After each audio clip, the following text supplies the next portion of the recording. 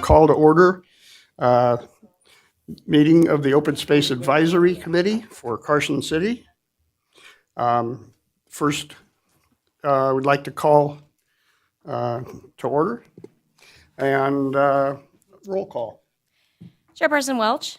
Present. Vice Chair Kimbrough. Here. Member Inverson.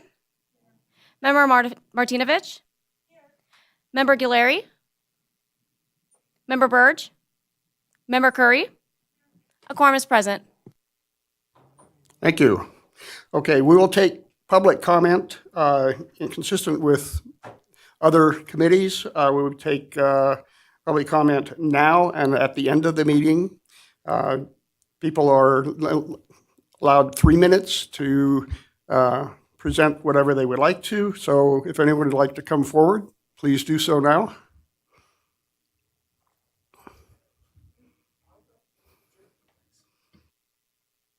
Yeah. And if you could just state your name for the record, please.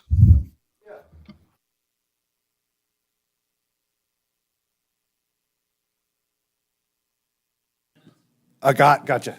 Got it. Press the button. Thanks for hearing us all, of course. If I only have 3 minutes, I'll get right to it, and I'll get just to the part that's most personally affecting me. My name is Scott Drake. I live on Golden Eagle Lane, so it's very personal to me. Regarding the Golden Eagle open space part of the master plan on page 22, I'll just read the quote. Motorized travel on Golden Eagle Lane to this location is discouraged because the road crosses private property. So it is encouraged that access be achieved through non-motorized means. Okay, so I have, I guess, 3 points on that. One, the road in question does have a public easement. This kind of suggests otherwise. It doesn't say otherwise, but it does suggest otherwise. Two, the encouragement of non-motorized means, again, kind of suggests that it is a hike or bike trail rather than the public road it is, which, you know, of course you can hike and bike on any public road, I imagine. No problem there. Three, it suggests an adversarial position of private property with public access. And even if this is so, I do question how appropriate it would be to have this on the master plan. So as one of only 10 or so property owners out there that's in question with this statement, respectfully, please leave me out of it. I humbly request this sentence be revised to not make such implications or suggestions, or however you want to put that, or be removed completely before approval of the master plan in question.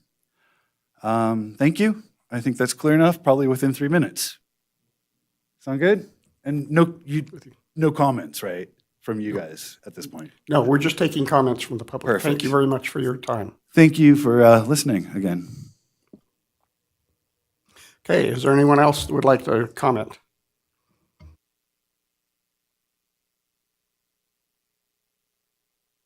Hello. My name is Ron Moe. I'm a frequent visitor up Prison Hill. Like to hike, kind of gives me a little sense of fitness going up. Anyway, just looking at the history of Prison Hill and what's working, what's not, it just seems like there's continuation of the OHVers not staying on trail or in designated trails. We're losing more vegetation, and I'm sure the signs, the Avenza map, some of that's all helping, but it just seems like the OHVers don't care. And enforcement or whatever, we don't really have enforcement. There's no penalties. And it'd be pretty hard for the rangers to see everything and check everything out. What has worked? the fencing that was to divide the motorized and non-motorized on the west and northwest boundaries, that's worked. What I see working is some of this process of using rocks that the OHVers have gone off their area, and it's guiding them into where they should be riding. So I think that's important to note. The signs, whatever, that just doesn't seem to be doing a whole lot. But fencing works, those rocks work. There's trails and roads going outside the boundaries. The whole area needs fencing around it to keep them from going outside, bothering neighbors, erosion. The other thing is, so there's been 3 fires in the last 3 summers on Prison Hill. The last one being the lightning. There was, I don't know what you'd call it. I don't know how big, but maybe 2 acres, in 2018 of the summer. And then the one right next to the staging area. And that's another place. It'd be cheap, putting the same type of fencing, blocking that off to keep the OHVers from driving through there. It's not designated, and maybe that would stop any more fires from there. That fire, if it would have been whatever, like the winds of the Jacks Valley fire, they could have burned down those houses on Hobby Lane. Simple, not expensive. At least put some fencing soon out there before they get going heavy. And that will help stop the erosion along that area. Would you like to summarize, please? We need fencing out there to protect the environment, not only inside, but outside the OHV area. And I figure it'll help stop erosion elsewhere. Okay. Thank you for your comment. Thank you. I just hope some people come in here, we try to make an impression and hope people listen to what we want to help the area become. Thanks. Is there anyone else who would like to make a comment?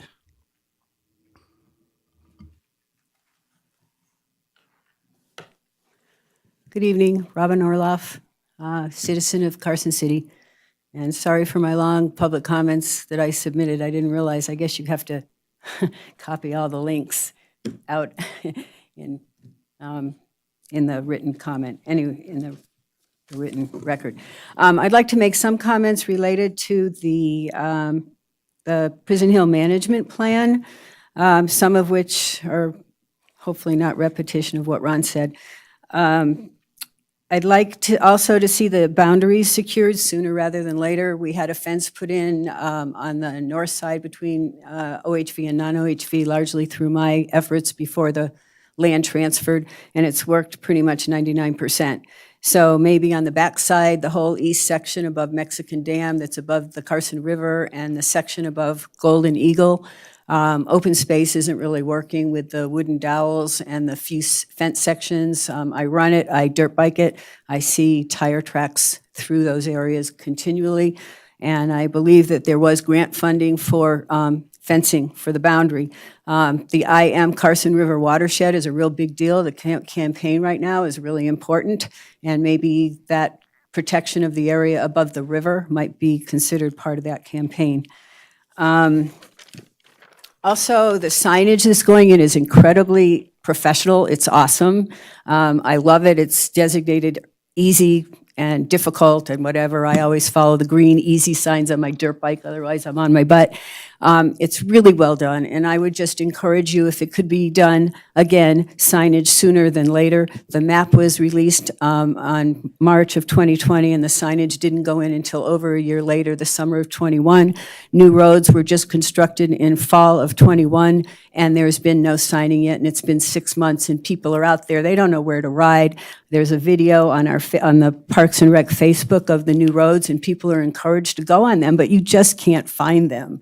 They're not on the Avenza map, they're not on the interim map. They're awesome roads, and they're fun to ride, and I think the sooner they're signed, the better. There's going to be less impacts off those roads. And it would be really nice, again, if the trails could be signed as they're constructed. We have a great guy out there, Horizon, he's doing an awesome job. And if maybe we could have a volunteer group or somebody to go in within a short amount of time and sign the roads after they're put in.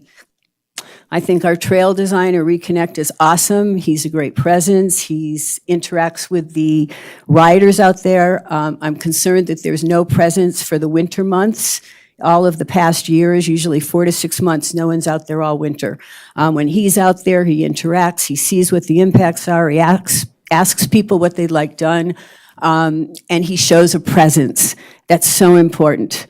And if there's any way that if he can't be there, he could maybe designate some of the trail partners to be there to continue. Would you like to summarize, Robin? And that's pretty much it. If you want to summarize, I guess you can read my hundreds of pages of comments. Thank you for your comments. Okay, is there anyone else either present, or do we have anybody on the phone virtually? There are no callers on the line at this time. Thank you. Seeing nobody else approaching the mic, we'll move on to item 4 for possible action, approval of the minutes. Do I have any comments from the members on the meetings? Yes, Donna. Yeah, I just wanted to clarify my comment from the minutes, page 8 at 7:19. To clarify, what I was referring to was when the new volunteer coordinator comes on board, there's a movement on the west side to get a volunteer bike patrol. I would like to see something on the OHV side to develop a volunteer group of riders similar to the bike patrol to be out there working with the OHV riders. Just to clarify that. Okay, thanks. Any other comments? Mark? That one? There you go. You have to kind of push. There you go. There I'm on. Well, I assume Robin's comment of my comment, we're going to put that back in the minutes, I guess, from saying that we missed out on Juan's what was it? Juan's Clear Creek. The way I read Robin's comment was it wasn't carried into the minutes. So I just want to make sure that Robin's comment was made knowledgeable to the recorder to make sure that that happens, if that's true. Okay. Do I have a motion to approve the minutes with those corrections? I move to approve the minutes with the corrections.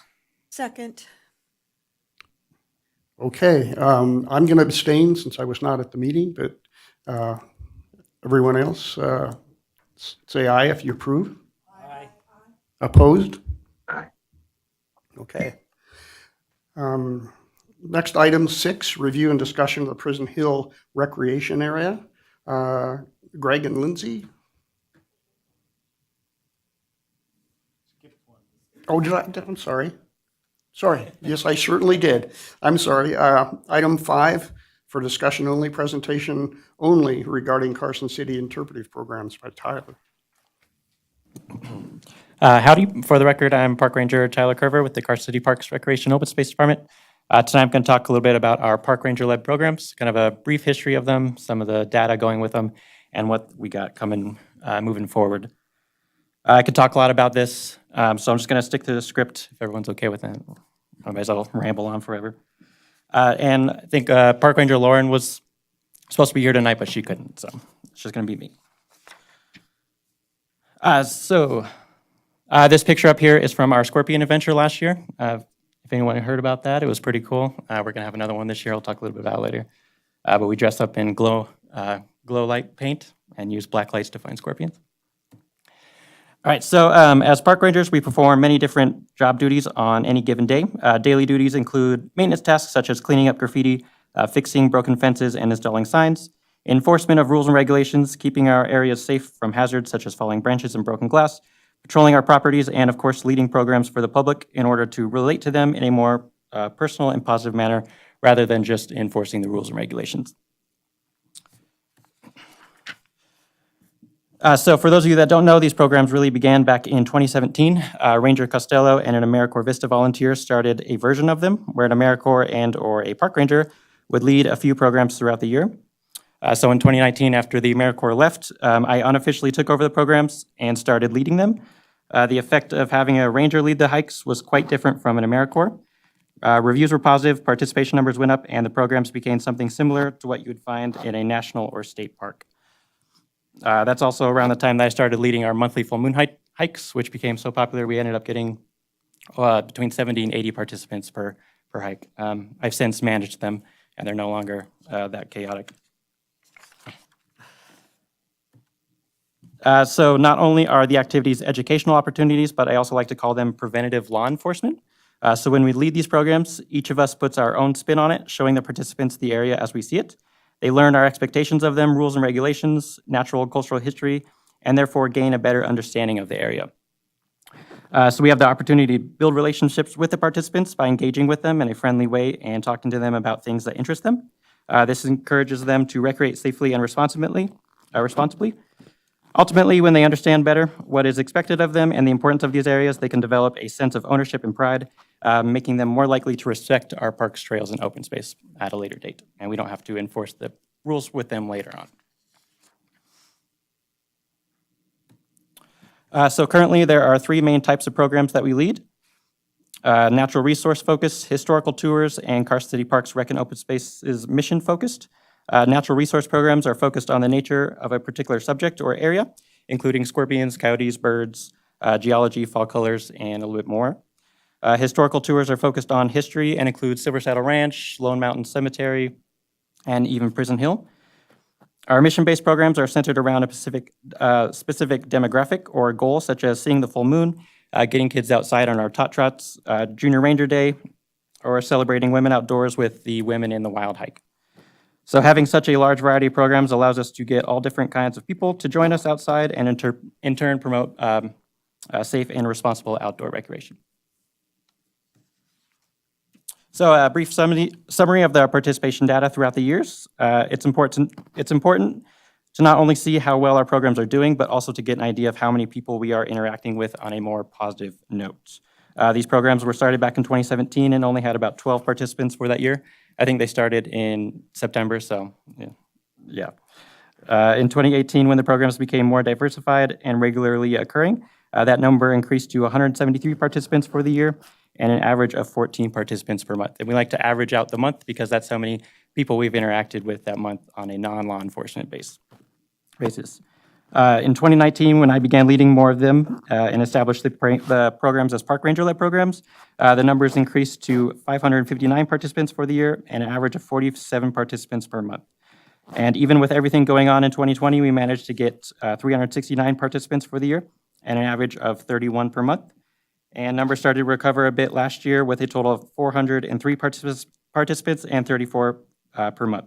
So far in 2022, we've had 5 programs and 74 participants so far. So comparing this year to last year, we seem to be on an overall good trajectory for keeping participation up. We've had to cancel a couple programs, so the numbers have dropped slightly from participation in January last year. However, we saw an increase in numbers between February last year and February this year with a Night Under the Stars event at Silver Saddle Ranch and a winter full moon hike. March also showed an increase in participation with 22 participants joining rangers outside at the Silver Saddle Ranch Historical Tour and at the Wild Horse Trail for Women in the Wild hike. So off to a pretty good start so far, and we're gonna keep going up. So I've spoken a lot about our in-person programs and how we can relate to the community on a personal note. However, when presented with the challenge to continue to reaching out to our community in 2020 with the shutdowns, I started to look into ways we can use our digital duty belt or our computer tools that we can use to reach a wider range of community members through social media and other online resources. So I put my digital art skills into action and we started our park ranger videos and social media presence. We've created a wide range of digital outreach, like this dog park etiquette video with yours truly, explaining some of the best ways to interact at a dog park so that everyone is happy. And some of the other stuff is outreach that isn't quite as obvious as to the purpose. For instance, this recent post we put on Facebook and Instagram is a side-by-side find the difference photo of Park Ranger Lauren at Carson River Park looking through binoculars, or not if you look closely. At its surface, you wouldn't expect this post to really be serving any purpose. However, what it's actually doing is reminding the community that Carson City does have park rangers, and we're not just always in our trucks. We're out on the trails on bikes and on foot. This post also makes us look a bit more approachable and advertises a nice spot along the Carson River that some folks may not have known about. It also got some really positive interactions on our social media that keeps the community engaged with us and the department. Some of our other videos and posts include memorable videos like the famous Poop Fairy video starring our open space manager, Lindsay Boyer. This video is important as it reinforces the idea that poop fairies don't exist, so it's important that we all clean up after our pets. That one became very popular as well. Another great video that continues to serve the community is the popular Share the Trails video. We got together with Carson Tourism Authority to film it, and then I got to put it together.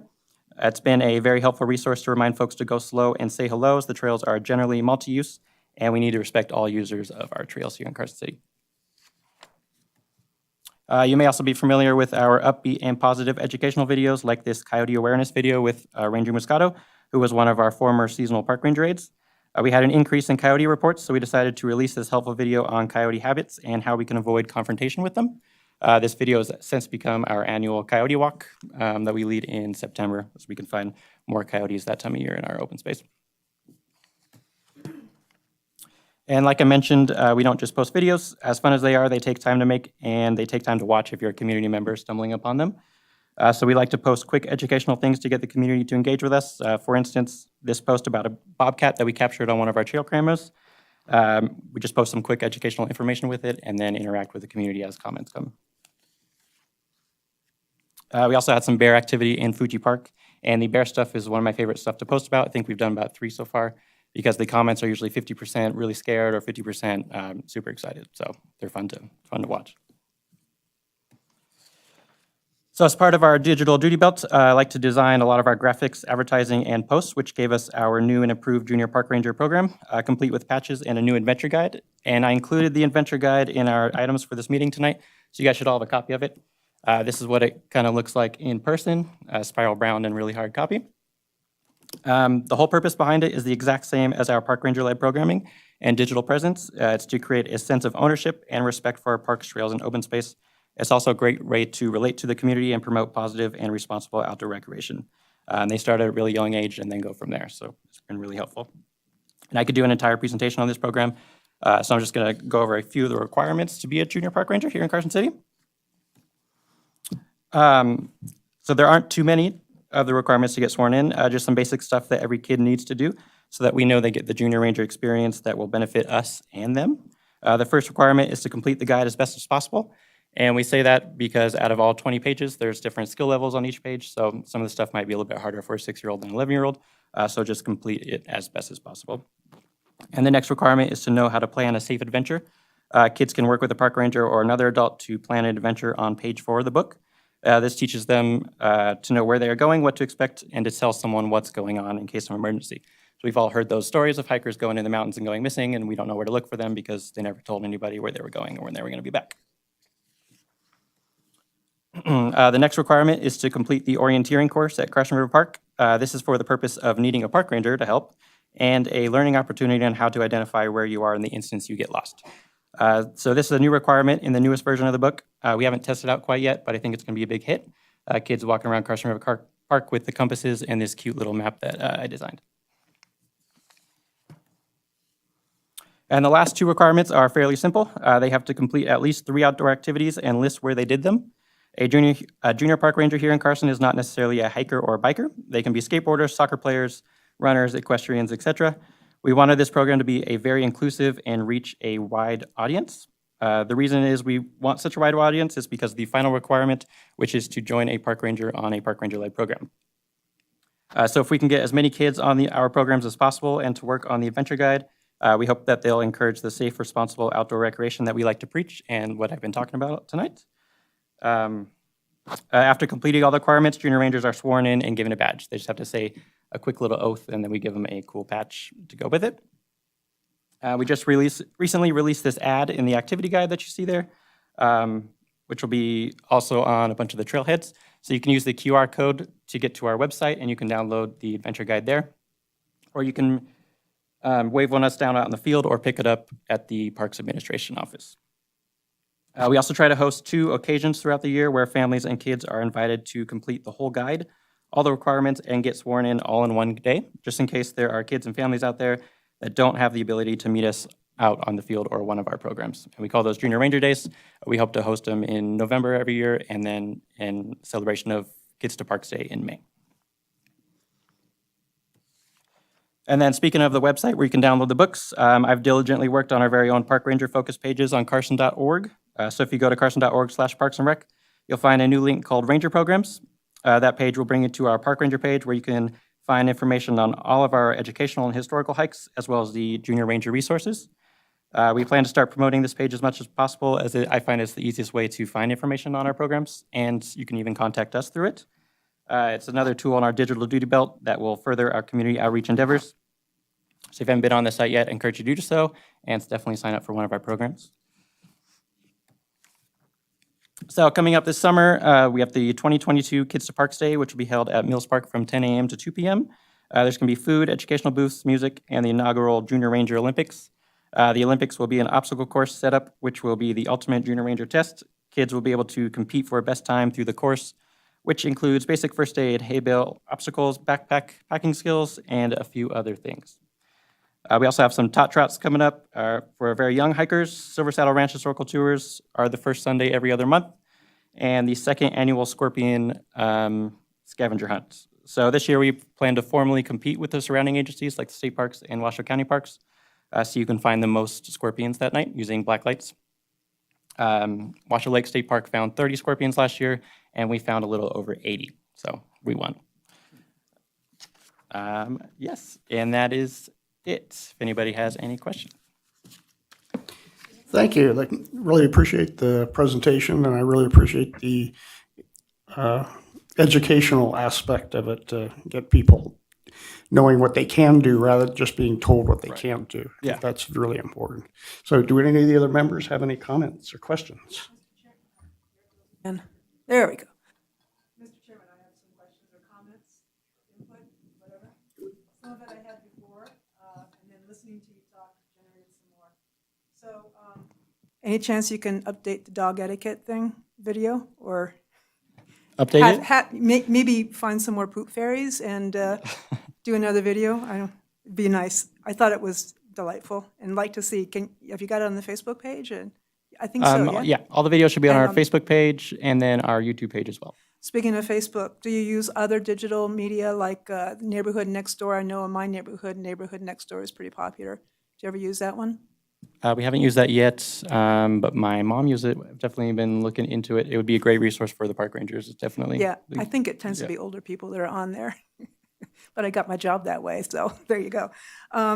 Mobility challenges. Are you in the junior park ranger thing? I can't recall because I picked it up and I looked at it. I don't recall seeing anything to help folks with mobility challenges to be a junior park ranger.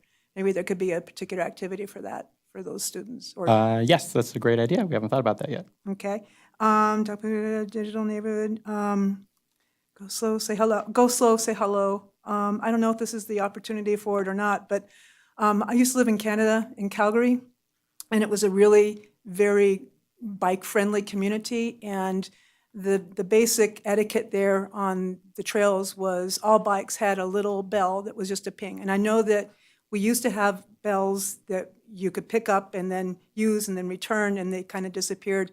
A suggestion that I mentioned to Lindsay just at the beginning of this, because I had a close call this weekend, is perhaps at some of the summer events, like the park one on May 21st and then others downtown, maybe the city could buy some of those little tiny bells to go on bikes, and it's just a little ping. It's not one of those really annoying ones that I remember when I was a kid. It's just a ping, and it's enough to hear the bikes.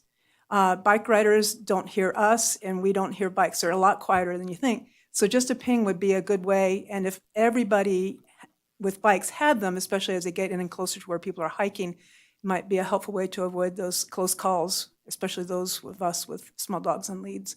So it's an idea. Yes, I agree with that. We've been making park ranger stickers and department swag and stuff, so I'm sure we can find a company that does unique bells that we could put our logo on or something. Yeah, and sell them so that when people have money in the game, they're more likely to appreciate what they have and use it.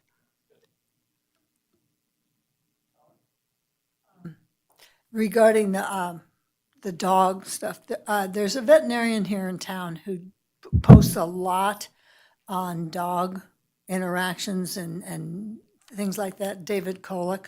I don't know if you're familiar with him. I can introduce you to him. He might be willing to work with you on doing some dog videos on dog interactions that might be helpful. He's really a great vet for that sort of thing. Also, Muscle Powered sells the bike bells at Farmers Market. So they can give you a link to finding bike bells. And but this is a great program. I love to see this. It's great for the kids and yeah. And I can give you some ideas for some things that I used to see in LA for adventure things for kids. One thing that my grandsons used to love that I used to take them on is the Rangers would have the paint chip cards. You just pick them up at Lowe's and hand them out to the kids, and they had to match the cards in the wild. And they had a great time with that. And then if you can find the little, they were little like things you put up to your eye that had all of the facets on it so that they would see like a fly would see and things like that. The kids used to love that. They enjoyed that so much. But yeah, it's a great program. Yeah, those are great ideas. I'll definitely add it to next year's update version. That was wonderful. Thank you. I just always learn so much. I have a couple questions. The activity guide is really great, the adventure guide, being that I have grandkidlets within those age groups. So where can we get them again, or where can the general public get them? Yeah, so the department prints them off every year. I think right now we have 500 copies. So you can get them printed like this at the Parks Administration Office if you just go there. And where is that located? Yeah, so it's on 3303 Budeye Way, building number 9. Thank Here you. in Carson. I also want to try putting them at the pool in the MAC where other kids go. Excellent. Thank you. Or then you can download a copy online. Perfect.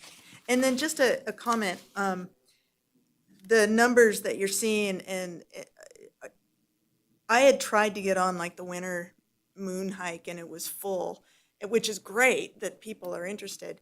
And so next year, you may not see the percentage increase because if they keep getting full. So maybe in the future for data, because I just like data put that they were all capped out, so you can't really grow the percentage, but it doesn't mean that people aren't interested. Yes, that's a good idea. Right now, we're seeing only about 30% or 40% of the people actually show up that sign up. So we're kind of watching that data, and I raise the cap every year depending on how good the program did last year. So Excellent. yes, Okay. they do cap out, but we don't always get the participation. Thank you. Nice job. I bet that you, on your own accord, you weren't directed to do all this stuff. I think your own creativity came up with it. So you need to be given accolades for that, because it really connects the public with your program. And I've spent 30 years wearing park ranger hat. So the more interpretation you do, the better your connection is to the community. So great. I have one comment and a couple questions, but one of them is when you're out there, I think don't lose sight of the opportunity to tell them where the tax dollars come from for what all these things you're doing. So it's a really nice, public, easy, soft saying that, you folks voted this, and this is part of what you guys, built this program from the tax dollars you gave us. So it's like a chance to thank them.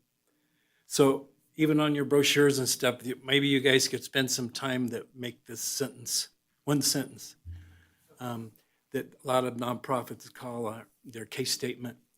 how to say that in the fewest words and make it on a lot of your stuff and make sure the Rangers, every time you do something, are reminded of that, not when you're writing them a ticket maybe, but when you, so just a comment that, you can or can't do, but it would be a chance to let them know it's their money that's bringing this, so.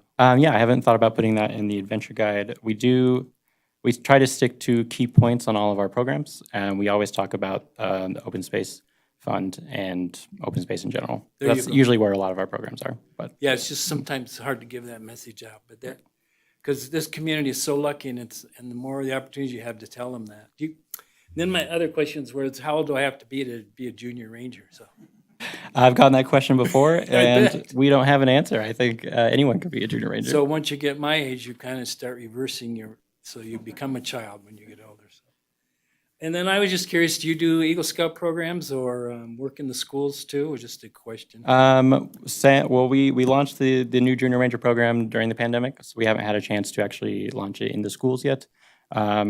We were at National Night Out with the Sheriff's Office, and we had some Boy Scout troops come up and ask for some information on it. And we definitely want to try to do some field trips as well later on. I missed one comment, the bells.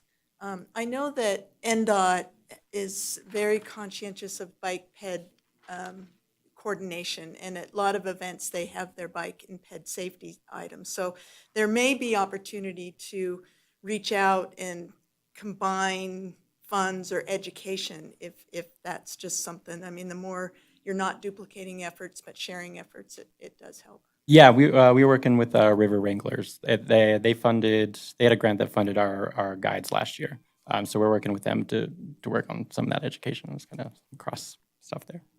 Yeah, when I was, my last comment was about bike bells, and this may or may not be good news, but when I used to manage the Tahoe Rim Trail, there was this movement, especially at the beginning when the mountain bikes, the knee-jerk reaction with the hikers and the bikers.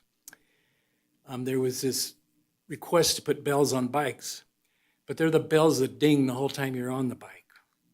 I hate those, and I think it empowers the bicycle rider. Since I'm dinging down the pathway, that I have more of a right to maybe not get off your bike like you're supposed to. So I had no trouble with the hand ones that you can do. That's perfect. But the ones that ding all the way down for 25 miles on the rim trail, I thought that was just terrible. And they were going to put them at the trailhead, at both trailheads.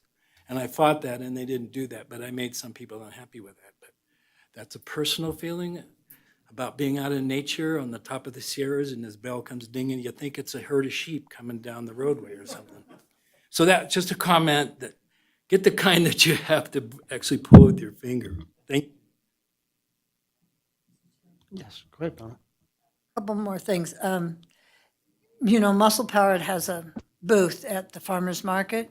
You can contact us and we'll be more than happy to have you come and sit with us at the booth once, not every week. I'm sure you don't want to come every week, but you could sign up a lot of junior rangers at that event. And something else. Muscle Powered is going to be supplementing your hikes because we're going to start our walk and hike program again pretty soon. And I used to lead a monthly women's Howl at the Moon hike, and I used to get big numbers for that. I may be starting that again soon. The women like that one. I feel like we have the same message, so that Muscle Power could take some participants from us for sure. Yeah. Okay, thanks. One other suggestion is, in terms of getting out your adventure guide, is maybe putting some at the Children's Museum, because get to capture a fair number of kids there too as well. On the bells, I completely agreed with Casey. I was in Canada one time and borrowed some bikes, and they said, "Oh, you got to wait because we got to put the bell on the bike, or else you get a ticket." And when I come here, if I use a bell, sometimes I get scowls, and sometimes I get people that say, "I appreciate it." So the more we use it, maybe the more people will realize, I'm trying to let you know that I'm sneaking up on you. I'm not trying to be irritating. So I really encourage that. Yeah, that'd be a good message to start promoting is bike bells, and then some dog park our dog trail stuff, trail etiquette, I think, is what we don't have yet. Yes. Okay, thanks again. So now we can move on to number 6 for discussion only. Review and discussion of Prison Hill Recreation Area. Lizzie and Greg. Greg, are you going to take the lead on that? Okay. Thank you, Mr. Chair. For the record, Lindsay Boyer, Open Space Manager for Carson City. So this item before you is a review of the Prison Hill Recreation Area, a targeted geomorphic review. So this was a study that we contracted with a consulting firm, RCI, on to study the washes and the open riding areas at the Prison Hill OHV area with a goal of evaluating them for their durability and suitability for ongoing OHV use. So the scope of work that the consultant followed, she took a look at the soils, the topography, drainage, vegetation, different historic maps, as well as the breadth of documents that we have that go along with the history of Prison Hill. So she put together this report that you have before you. So the purpose of the report was to be a tool for staff to inform management decisions out there, as well as to inform future planning efforts. So the overview of the report kind of indicated that, while there is some natural erosion occurring out there, the majority of these washes and open riding areas are fairly durable, especially some of the washes. They're what's called bedrock controlled, meaning that the depth between where the soil is and where the bedrock starts is very little. So ongoing erosion is kind of tempered by that bedrock. The report also provided some basic guidance in terms of BMPs, or best management practices. So, while it did note that things are fairly durable out there for OHV use, given that this is a naturally draining area, area that is mainly dominated by a soil type that's fairly erosive, she indicated that we should use some BMP measures like check dams or things like that to slow the erosion. So the good news is, since this report has come out and even before that, we've been installing quite a few check dams and other best management practices out there to try to reduce the erosion. I think we've put out thousands of pounds of rock at this point to try to slow down that precipitation and soil erosion that is naturally occurring. So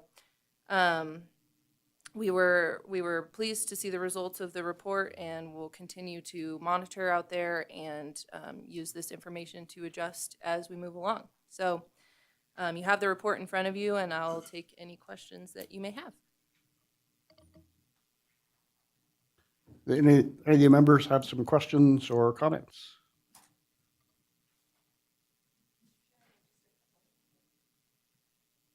Thank you. I thought the report.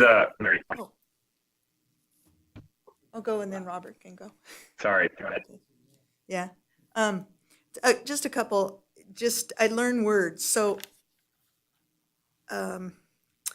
ephemeral.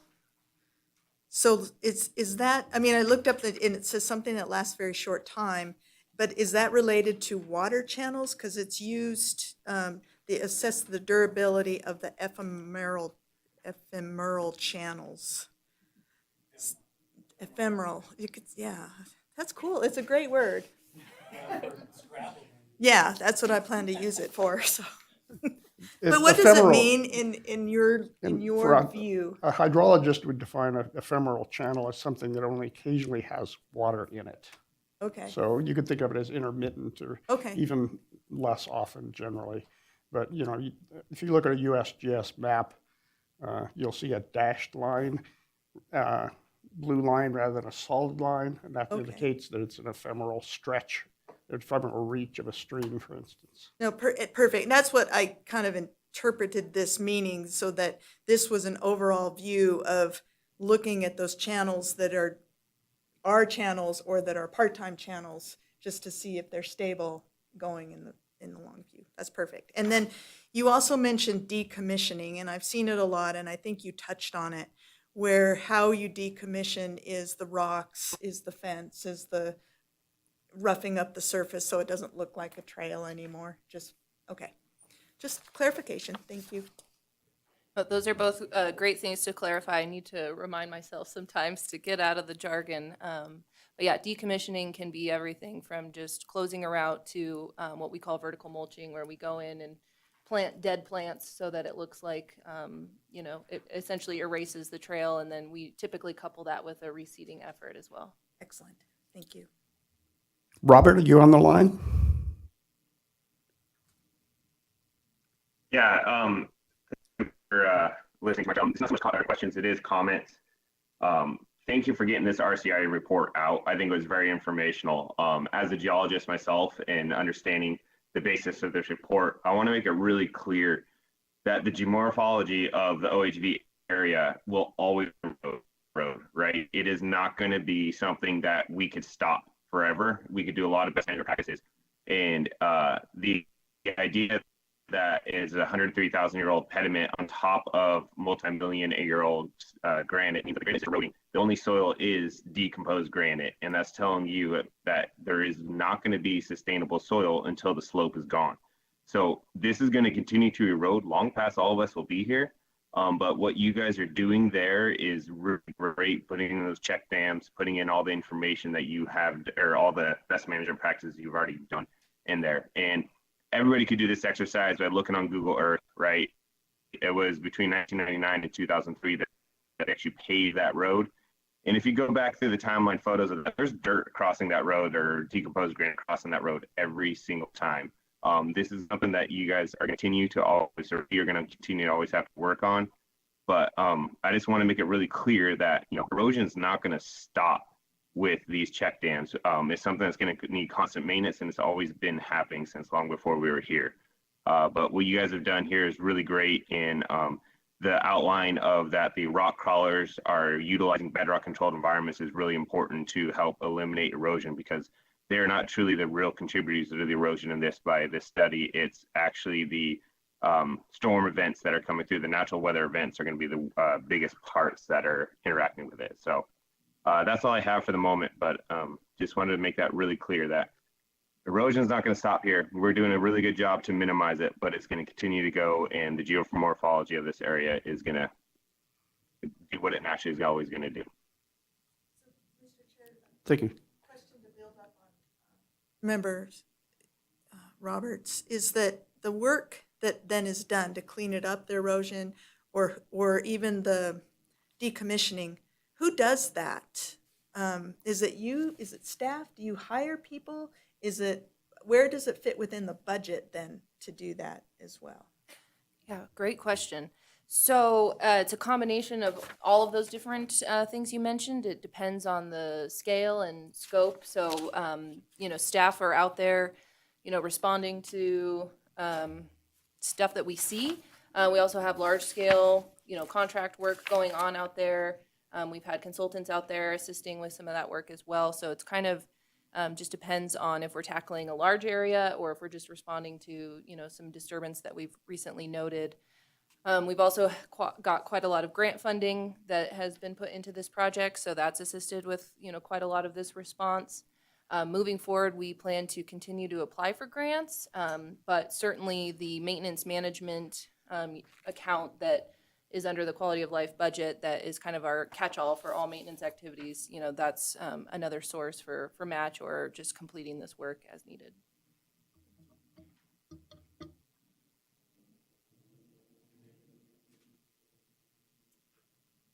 Okay, first of all, question, Lindsay, why did we do this report?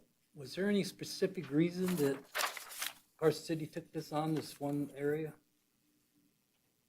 This report was completed to evaluate some of the areas that members of the public had presented concerns about the management in those areas and just whether or not they were appropriate for this type of use. So it was in response to those comments. Okay. Now, BLM in the agreement, the omnibus or whatever, it's required that be an OHV area, right? In the agreement. It has to be managed as an not open, but an OHV area. It's not required. It says it, something like it may be used, or continued to be used, or something like that. So it isn't a hard and stone requirement, but when Carson City took over the land, we made that decision at that time to continue managing for the use that had been in existence for decades. Okay, thanks for the clarity. And then I had some notes like Rob did. I'm talking about geologic time here.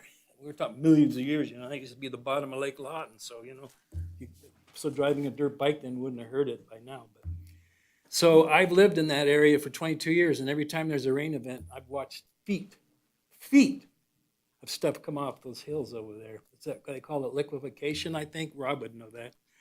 So that area is just that way. So I'd worry a little bit about the check dams, because every time you have a water event, a rain event like that, you're going to have to come and clean the check dams out again. So we got to be careful with some of the maintenance, or the features you put in, how much maintenance is going to cost you to keep them clean all the time. And NDOT knows that behind all of the drains that come down and fill up every time there's a rain event. They got to go dig it all out. So just a point, and to make the same point that there's not anything you could do to stop that mountain from moving. I actually my house was up on the side hill there on the other side. In my 22 years there was actually a movement of the sand across my 5 acres. You could see down at the bottom there was a different level of sand than there was when I moved there, because some of my foundations changed. So that's the whole mountainside's moving down towards the river. So it's just kind of inherent with that area, and OHVs need that space, and it's been effective, and it's DG, which is more of a neutral sediment than deep, rich soil coming down into your river. So there's some practice with a TRPA where DG is not as full of the nutrients that you're worried about getting into Lake Tahoe type of thing. So just a couple points to reinforce Rob that being a geologist can kind of talk me over on that. But thank you for that. And it's a good report, and I think it answers the question. Thank you.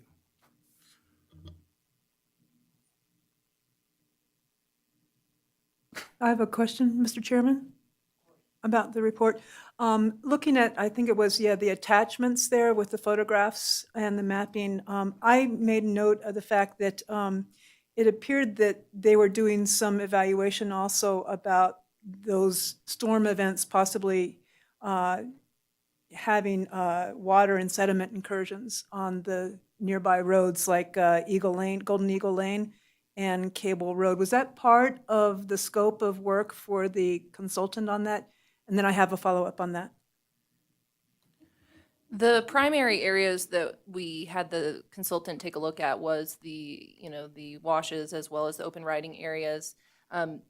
Given kind of a comprehensive analysis of the situation, Golden Eagle Lane got brought into it because that's where some of this soil is terminating. So it wasn't directly part of the scope of work to analyze that, but it was kind of something that came up through, researching and looking at the whole situation.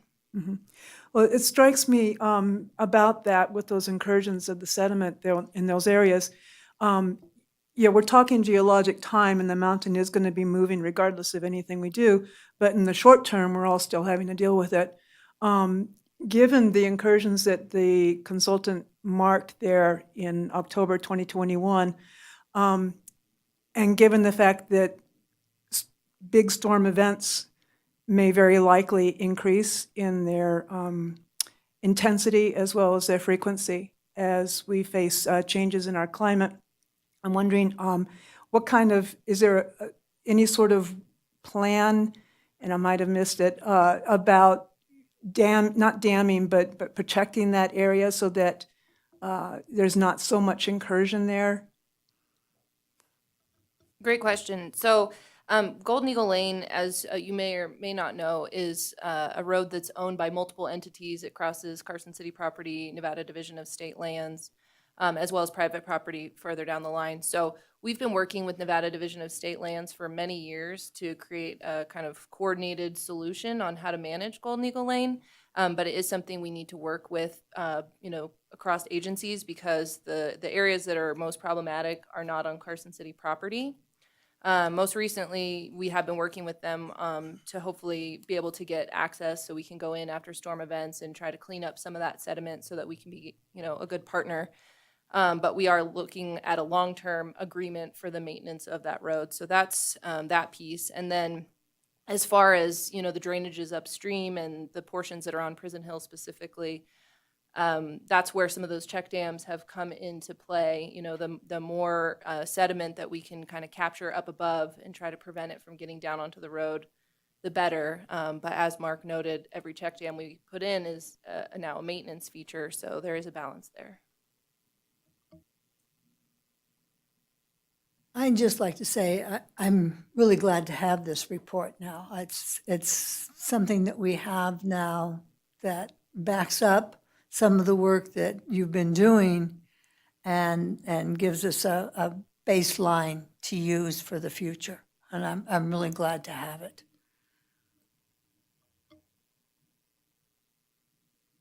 Lindsay, looking ahead to funding for some of the rehabilitation work, what's the time frame for the funds that come from the registration of OHV? So the funds that come from the registration of OHVs goes to the Nevada OHV program, and they manage and administer a grant, which we have applied for and received those funds for lots of different projects. Right now, working with our partners, Novak, they had been the actual grantee on a couple of those NOHV grants as well as Recreational Trails Program grants. So working on kind of spending all of those out and getting all of those grants, spent and completed. And then from there, we're going to kind of evaluate how much progress we've had and identify, when we want to apply for a future grant. But we're just kind of trying to get through some of the existing grants that we've been operating off of. Is that something you apply for anytime, or is there a particular time frame for this? It's similar to any other grant program where, they release funding at a specific time and you apply for it on an annual basis. Okay, if there aren't any more comments or questions, we'll move on to the next item. For possible action, discussion and possible action regarding a recommendation to the Board of Supervisors to approve the final Prison Hill Recreation Area Master Plan. Okay, good evening. For the record, Greg Bergeron, Trails Coordinator for Carson City. And we're going to be talking about the latest draft of the Prison Hill Master Plan. So, Prison Hill is one of two prominent geographic features within Eagle Valley, the other one being the Carson River, so the features within the valley itself. And Prison Hill remains snow-free most of the year, contributing to year-round popularity as a recreational destination. And it is, the combination of properties there is actually the largest open space area that our department manages.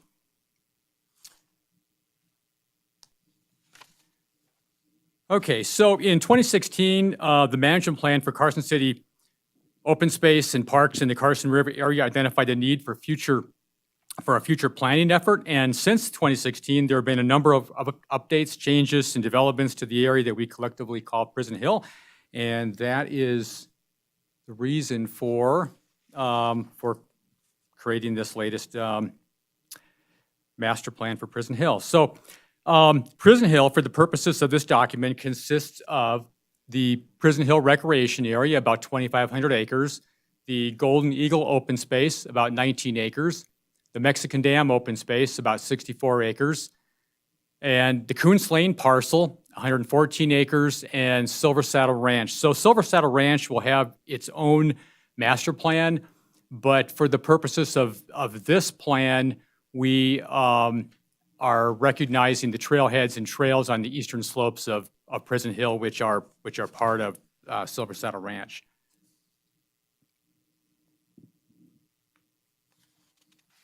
So the purpose of the plan is to provide an update on activities at Prison Hill since the management plan was written, provide recommendations to guide future land use planning and management efforts, including trailheads, access points, and trails, incorporate current planning and management efforts for the OHV area on the south end of Prison Hill, and provide recommendations for the 114-acre Kuntz Lane parcel.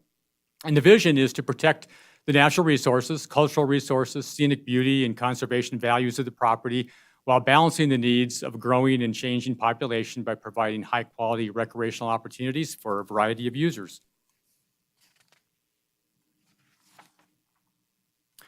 Some of the most important management guidelines and regulations that guide us in the management of the area include the Carson City Municipal Code, Title 13, which is the Parks and Recreation and Open Space Code, the OPLMA, or the Omnibus Public Lands Management Act of 2009, which conveyed Prison Hill Recreation Area along with Silver Saddle Ranch and the Kuntz parcel from the Bureau of Land Management to Carson City in 2015.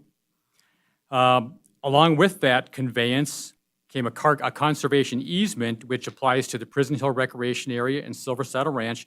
And that conservation easement identifies activities that are permitted or prohibited on those properties. And we also have a programmatic agreement between the Bureau of Land Management, Carson City, the State Historic Preservation Office, and in concurrence with the Washoe Tribe. And the programmatic agreement requires compliance with Section 106 of the National Historic Preservation Act.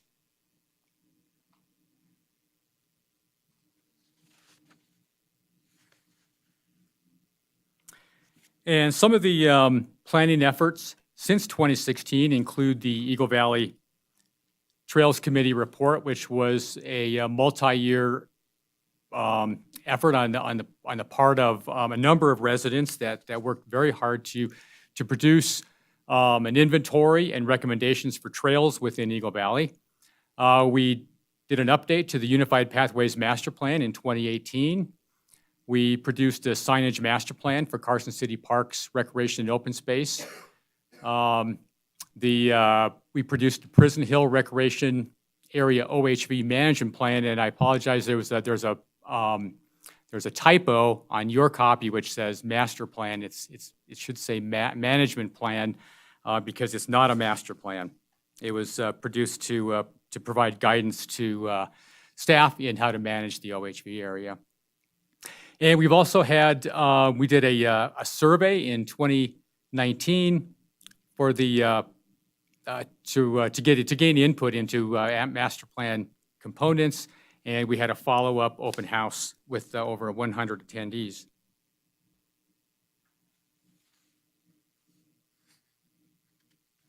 Okay, so getting into the plan itself, the plan starts with the Kuntz parcel, which was designated for parks and public purpose when conveyed to us by OPLMA.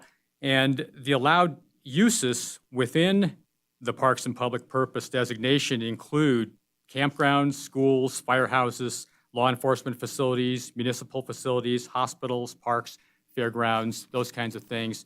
That parcel is not subject to the conservation easement, but it is subject to the programmatic agreement. And Public Works maintains a number of infrastructure, quite a bit of infrastructure that's critical to Carson City water on that property. But because of the proximity to the Prison Hill Recreation Area, it's kind of a gateway to the Prison Hill area from the west side. So the recommendation, what staff recommends in the plan, is to basically manage that parcel with minimal development, recognizing that Public Works needs that for their water infrastructure, but we recommend managing it in a similar manner to that we use to manage the Prison Hill Recreation Area itself. And so the master plan has a concept for that 114 acres, and that includes improvements to trails and trailheads, including improved and safer access and accessible facilities, maintaining fire breaks, supporting Public Works for their plans for drainage improvements. We also recognize that accessibility is a very important aspect in our trail plans, and so this area has availability to to create trails that would be accessible to adaptive mountain bikes or the three-wheel bikes because the grades are relatively low. But this is the plan that's associated with this. Is visible in your handout. Okay, and so the Golden Eagle open space on that property management emphasizes, or we emphasize management for protection of the river corridor. And same with the Mexican Dam open space. Again, emphasis on protection of the river corridor, decommission and rehabilitate erosive roads and trails, manage the property for non-motorized passive recreation, protection of the Carson River corridor, minimal trail development, and we also have plans to create a takeout upstream of the dam for boating recreationists.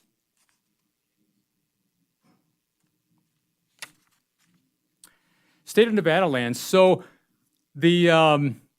we share some lands on Prison Hill with the state of Nevada, and on this map, you can see in the upper left-hand corner, kind of the northwest corner, there's a blue triangle. That's actually state of Nevada lands, and we have a license from the state of Nevada to construct and maintain trails in that area.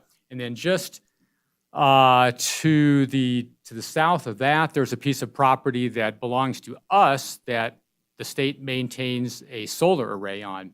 And then at the south end of the property, there's a piece of property that belongs to us that the state has their prison farm on. And so there's a number of properties that we share with the state. And so the plan basically recommends that we cooperate with the state of Nevada, as Lindsay had mentioned earlier, to share management and create plans for maintenance.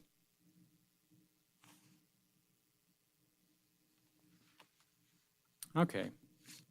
The plan talks about trails or trailheads and access points. And so right now there are 5 trailheads on Prison Hill. There's 2 on the west side, 1 on the south end, Silver Saddle Ranch to the east, and then the Fifth Street Trailhead to the north. And the plan recommends minimal improvements. Mostly, we recommend improvements that would improve access, regrade parking areas, provide ADA enhancements where practical, and a few amenities. There are also a number of neighborhood access points, and these, again, are neighborhood access points, so parking is not provided, but we do recommend retention of those access points for pedestrian access. And there's one access point at the south, Snyder Vehicle Access Point, that, again, there's no parking, but it does provide vehicle access, and that one is a road that we share with the state. So if we were to formalize an agreement with the state on that, we could actually realign that road and improve it for sustainability. And if not, at some time in the future, maybe we'd have to look at closing it to vehicle access and just allowing pedestrian access on the Snyder Avenue right-of-way that exists for us.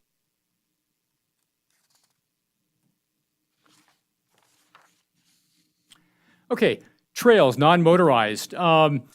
Again, I mentioned that Prison Hill is increasingly popular for hiking and mountain biking, popular winter destination when the west side trails are covered in snow. Trail planning should recognize and sustain the conservation value of the land while balancing the need for the public's opportunity for passive recreation. And those two are not mutually exclusive. We found that where we create trails that are sustainable and take people where they want to go, that there's also a corresponding decrease in the amount of user-built or social trails. We had success at the north end of Prison Hill when we created the loop trails there. We saw all the many miles of social trails that previously existed have disappeared. And so we're hoping to see similar results on the west side as we start creating better trails. Accessibility is an important consideration. And the Carson City Master Plan says that Carson City is committed to shared use of most trail corridors, and it goes on to say that the city will seek to provide access to all feasible portions of the pathway system and open space areas for persons with disabilities. And so in that vein, and something that's been in the planning for, or been recommended by various documents over the last 25 years, is a loop trail around the base of Prison Hill. And so this plan includes that base trail with recommendations for making it an accessible trail, because that is a place where it is easy for us to make a wide, compacted surface that's accessible to persons with disabilities. And it provides the necessary access, a necessary component, a necessary opportunity for all persons in our community. We also have areas identified in the Trails Master Plan that show that where there would be opportunities for adaptive mountain bike trails. We constructed some of those already at the north end of Prison Hill with the loop trails, and again, there's opportunities on the west side as well. And so then in the middle of Prison Hill, the plan would be for primarily for single track trails, again, well-constructed, sustainable trails that take people where they want to go, provide the opportunities that they seek, with the hope that that the social trails could be decommissioned and would not be recreated. And we also have areas that we want to leave alone for wildlife corridors or access, mostly on the east side of Prison Hill where we have the steep slopes. And there's some great drainages and canyons there as well that are pretty interesting, and quite a bit of wildlife in those areas.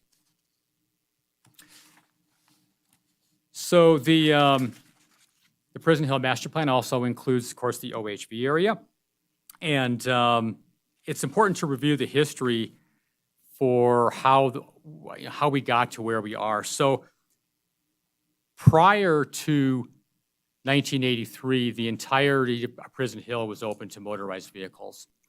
In the 1970s, the BLM began to recognize that there were opportunities beyond just motorized for Prison Hill, and that as the community population was growing, that they should provide opportunities for everybody. And so they created a recreational area with a designation of non-motorized on the north part of the hill, and they designated about 950 acres on the south part of the hill for motorized recreation. Travel was unrestricted.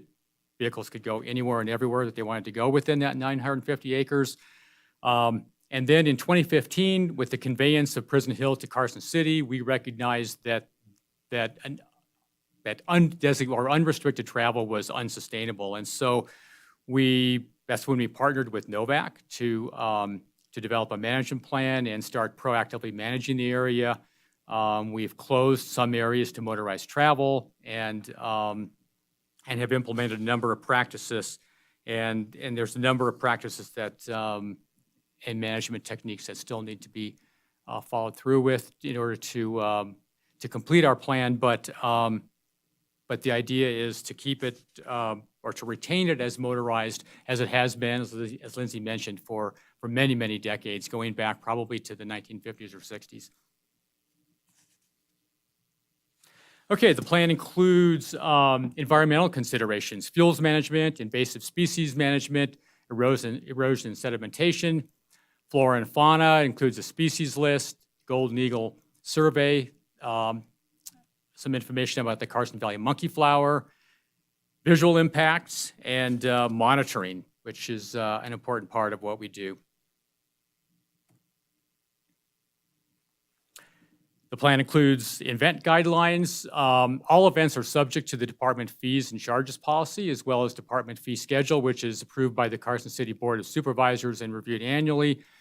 Beyond that, the plan allows us the flexibility, allows staff the flexibility to review each event proposal on its merits and the possible impacts that it may have on resources, staff, and neighbors, and how it fits with the open space vision, and suggests that we monitor and evaluate each event in order to be able to adjust the guidelines for future events.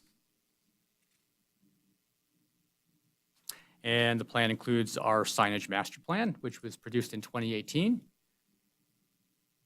And there are a list of appendices supporting the plan.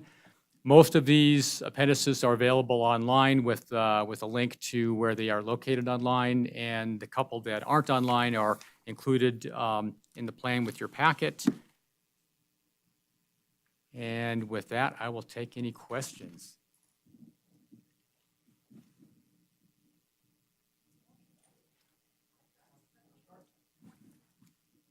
Greg, this is just a very nice report. I have a couple general questions, a couple specific ones. So this is, the plan is to take this to the Board of Supervisors as an update. The original plan was done in 2016, from what I recall, and then there's some other dates here that said in June 2020, there was approval of a draft Prison Hill plan. So what's different from that, or what was in that? Sure. So in 2016 was the management plan for Carson City Parks and open space within the Carson River Corridor. And this plan builds on that. It's continuing the planning effort. And the plan was brought to the Open Space Advisory Committee previously. We took it back to make some changes. We went, since then, it's gone to the planning department, it's gone through Public Works, and we've made a number of changes to the plan, and now we're bringing it back for the second time. And the specific things that you're doing are this 1 through 4 that you had on your slide, the update, the recommendations, and there's a lot of recommendations in here, which are fun to see. Your management practice, and then specifically for Kuntz Lane. So the recommendations, because there are so many, is there a plan schedule or a rough cost, or how will those be implemented so that you're tracking the actions, or able to prioritize and basically do them with your staff and with your budgets? Yeah, good question. So the recommendations and the plan itself is a roadmap. And just like the Unified Pathways Master Plan was created as a roadmap to guide us in development of our trail system within Carson City, it doesn't, the plan itself didn't provide funding in many cases. It shows desire lines across private property and things like that, but it's that roadmap that gives us something to work with and work toward as a goal, and it also gives us weight when developments and things come forward. So in the same vein, this is the same kind of practice. And so some of the recommendations that are in here are just purely recommendations to management on how to manage the area. Some of them entail creation of facilities or improvements to trails or trailheads. And again, it's a roadmap, so we work on grants throughout over the years to try to fulfill those recommendations. And in this case, we actually have approval for a grant, SNPLMA grant for the west side that would redo the Kuntz Lane trailhead and provide improved safety access across Kuntz Lane and also constructed 2.5 miles additional of the Prison Hill Loop Trail. So there's a lot of stuff that we work towards over time by applying for grants, and that's kind of where this will take us. And that's perfect. It gives you street credibility if something crosses your way, and you could say, yeah, that fits within our plan. Correct. And we can do that, and it gives that accountability and transparency. So no, that's perfect. I had then 2 specific questions. One on the 3.1 and the trailheads, and I don't want to open up anything because I know it might be another day, but dogs on leash. Is there something on the signs that say dogs have to be on leash, or are we silent on those trailheads for Prison Hill? So that's another good question. And so Prison Hill itself doesn't have its own dog policy, and the department is currently working on Right. a dog leash or Right, dog okay. policy. So whatever the results are of that plan, that would be incorporated into Prison Hill, as needed. Adopted, okay. And then one other question, the non-motorized events under the section 7.3, and you mentioned that luckily it comes to you all parks, and who reviews them? I mean, do you actually review them to see what they're doing? And is there a process that you have that when something comes in and it gets reviewed and you've got like a criteria checklist kind of thing? Sure, maybe Lindsay could answer that better than I. I'm sorry, could you repeat the question? Yeah, when you have to do non-motorized events, and luckily you all are given the ability to comment on them, it sounds like, or approve them. Do you actually have the ability to approve or not approve, or what is that process? Okay, thank you so much. So we have basically an event application. So someone will come in with an inquiry, maybe they'll reach out to us directly, maybe they'll reach out to our reservations coordinator. So that's always where we start, is we have them fill out an application, kind of the who, what, when of their event. And then it'll go to us as staff, and we can review what they're proposing, when, how many, participants they may be expecting. And we can, look at that for potential natural resource impacts or staff impacts. So those are all reviewed by myself, and then we work with the event organizer from there to determine if, things need to be tweaked, or we can approve, or if we need to deny it for some reason. Perfect. And I love what you said, you monitor that, and so that coming back, if it's next year, you can just continually to improve it. So thank you. Those were all my questions, Mr. Chair. Thank you.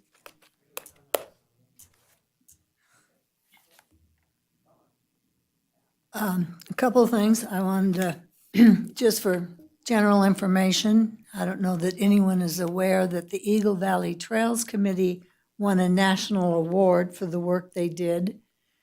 I don't know where it is. I think we gave it to Bob Crowell, and it's probably buried somewhere over at City Hall. I'd like to unbury that. But what was that award from? Planning award from the American Planning Association's annual meeting from the Nevada chapter. We won one of the, we tied with some other group for, we have these different classes of plans, so that plan won an award from planning. And it's reviewed by planning people, so it was pretty complimentary to take a grassroots plan, written by volunteers, and come out number one in the state.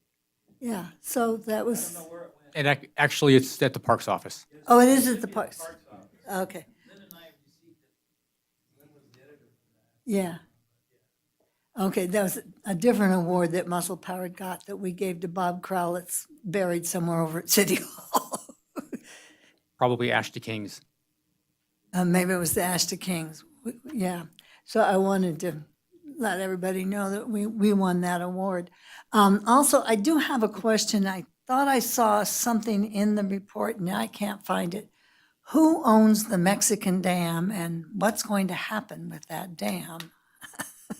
Yeah, good question. So we just had a meeting with the Mexican Dam and Ditch Company this morning, and they own the dam, correct? And the ditch. That's correct. So that is a group of individuals who have water rights that come off the Carson River in this area. So it's a collection of landowners who also own water rights. So they meet annually, but they're ultimately the ones responsible for ditch maintenance and management of the dam. If there were an issue with the dam, they would be the ones that would take the lead on that. The city is a partner in that group as well. But are there plans, because, I mean, there's holes in the dam. We all know that. And there are more than leaks. And there's like logs bracing the dam. So the question is, will the dam someday go? Or is the plan to maintain that dam? I hope that the dam does not someday go. I think their plan is to continue maintenance. I don't know that they're, I don't know that they have the healthiest budget, and so that, they do what they can with money.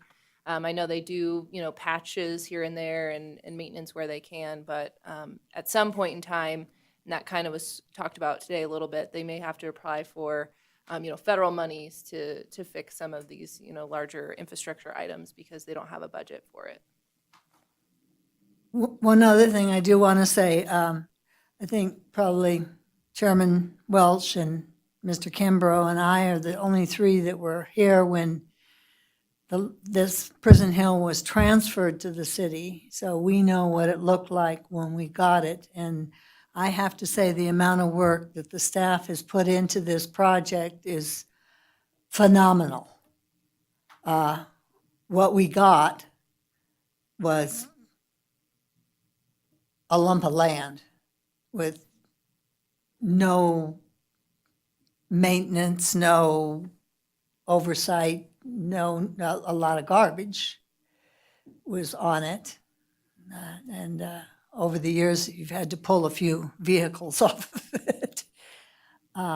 You've done, I can't even, the amount of work that has gone into this report and the amount of work that has gone into this whole thing is phenomenal. And you've just done a fantastic job.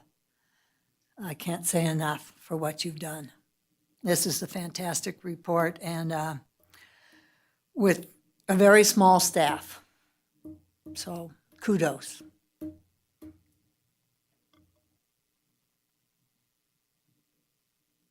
Casey, do you have any comments? As a former planner, I have to say that this is a really good document. I'm just really impressed. I would, as a person who was struggling to read it only online, as a user-friendly option for the final copy, since a lot of us aren't going to be able to print 104 pages and keep it in our library, maybe you can make the table of contents that each section is a link to that location in the document. I know there's a way to do it. Don't ask me how to do it, but I know there's a way to make the table of contents a link to the actual section. So that might be helpful for the reader to be able to jump around a lot more. I had a side thing because of the Mexican dam thing, and having been walking along there. The Mexican dam questions right now about maintenance and viability for the future. Being up there, I was kind of concerned seeing that, was wondering who maintains it. What is their funding source for doing it? Is there payment of water rights? Does that go into a fund for them to do that management? And I have a follow-up. That's a great question. Actually, something that I remembered after the meeting ended today. That was the first time that I had attended one of those meetings, so it was a lot of learning about just how they operate. But I am curious about that, so that's a question that I have to follow up as well. Yeah, I'd be really concerned about that, that they have a healthy sheet to be able to, set of resources rather, to be able to maintain that, because being up there and seeing the dam, I was kind of wondering how safe it was. It didn't look like a whole lot had been done. However, a lot had been done to the Mexican ditch at that outtake there at the dam. And I'm curious if they are also the ones that are responsible for maintaining the ditch itself. Yes, that's correct. So they are responsible for both those elements, especially as it relates to ditch maintenance. We want to be a very involved partner, because we want to also maintain, the recreation corridor and have that in mind. So we'll definitely be involved as they do future maintenance, so we can support our the recreation aspects as well as the just keeping the ditch flowing. Okay, good. That's about it. Thank you. Robert, did you have any questions, comments? This is a really well put together report, just like everybody else has said. I tried finding things in there to add comments to, and I really couldn't find anything. You guys did such a great job. The only recommendation I add to it is when considering crosswalks across Edmund and Coots lanes, those are dark areas towards twilight time, so that makes sure there's lights associated or flashing signs with that. But overall, I mean, Carson City Over Space has done an amazing job with the Prison Hill area, incorporating all the trails. The paths that will be implemented and already have been implemented are going to be great fire breaks, like stated, but also they're going to be great ways for fire, if there is fire in that area, for them to be able to access those points and use it as an anchor point to help reduce fires. And then the overall work that's been done, like we spoke about in the OHV area, what you guys have done to reduce the overall footprint, the fence areas you already have, and continue to fence more of them to keep people out of the vegetated areas, the introduction of the check dams and the detention basins. You guys have done an amazing job reducing the potential for the erosion, which, as we know, is never going to stop, but you guys are reducing it, which is doing a great job. But you guys have also reduced the visual impacts to it. That was something that I noticed in the RCI report, that they talked about the visual impacts. But one of the big things to kind of think about on it is you guys have taken away a lot of these trails and taken away the opportunity for user-created trails as best as possible.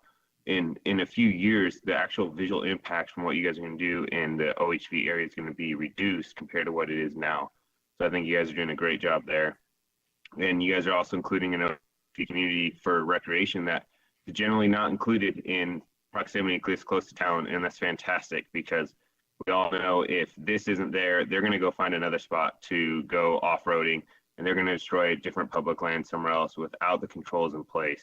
So overall, I think Prison Hill is a fantastic example of what a city can do to help increase recreation and improve an area for everybody.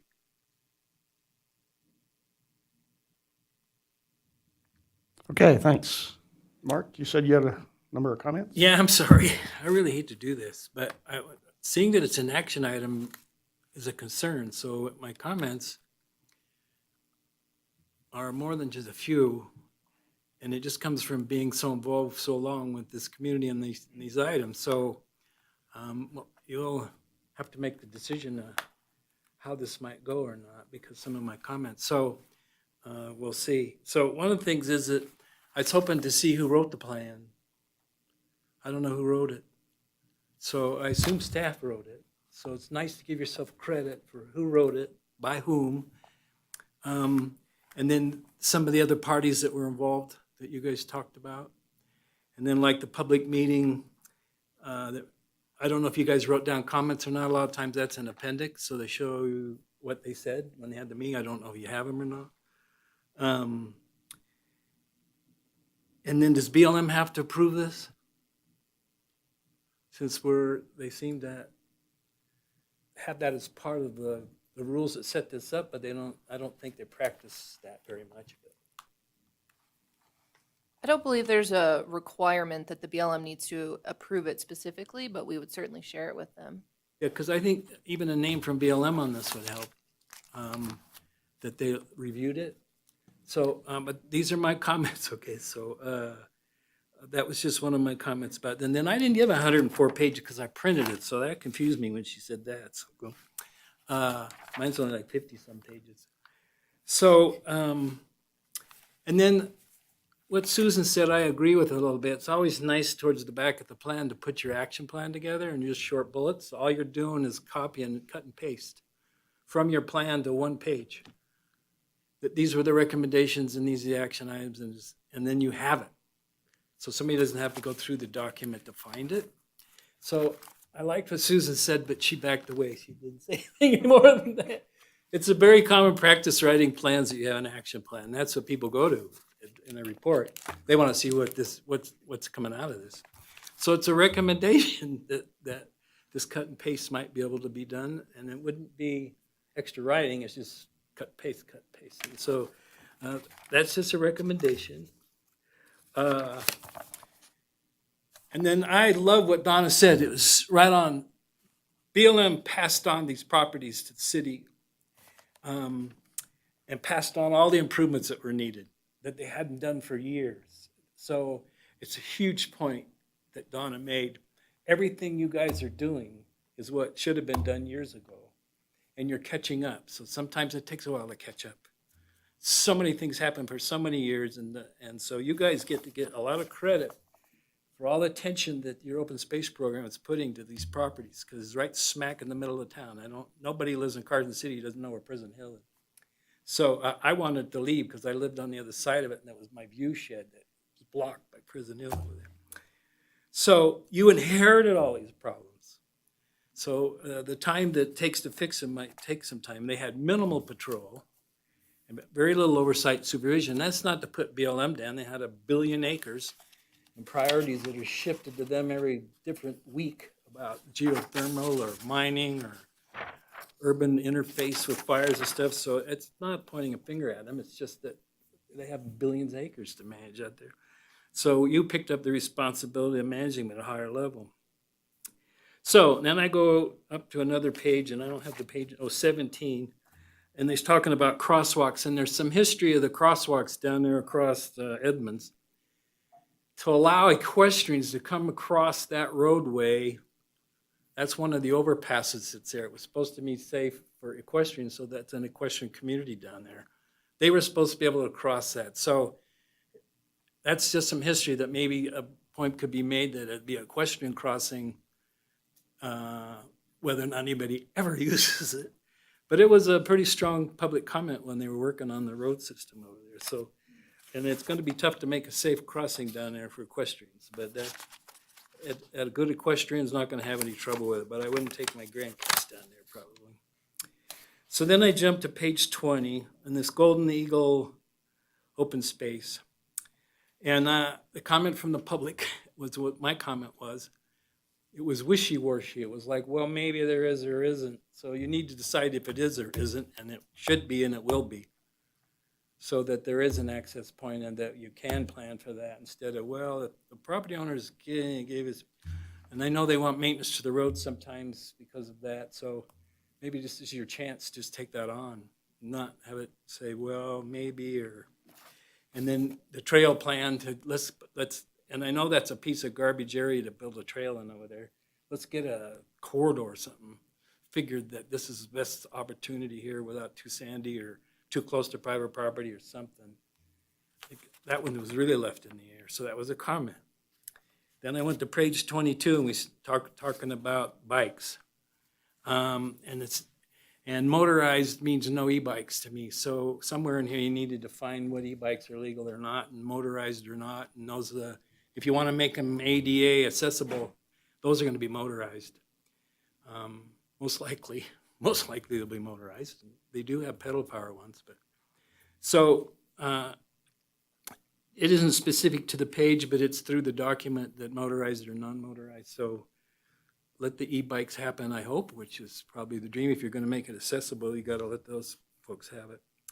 Then I read a comment on page 23 that dirt bikes went across the dam, and that's been fenced for 20 years out there. So I don't know whoever saw a dirt bike go across the dam, but maybe somebody did. I've never seen it. They'd have to throw their dirt bike over about a 5-foot fence to get their bike over the top and over across the dam. And then on the other side, that's a heck of a mess there because the gate's there and everything. So I couldn't figure that one out, but I guess if somebody made the comment, you got to respect it, I guess.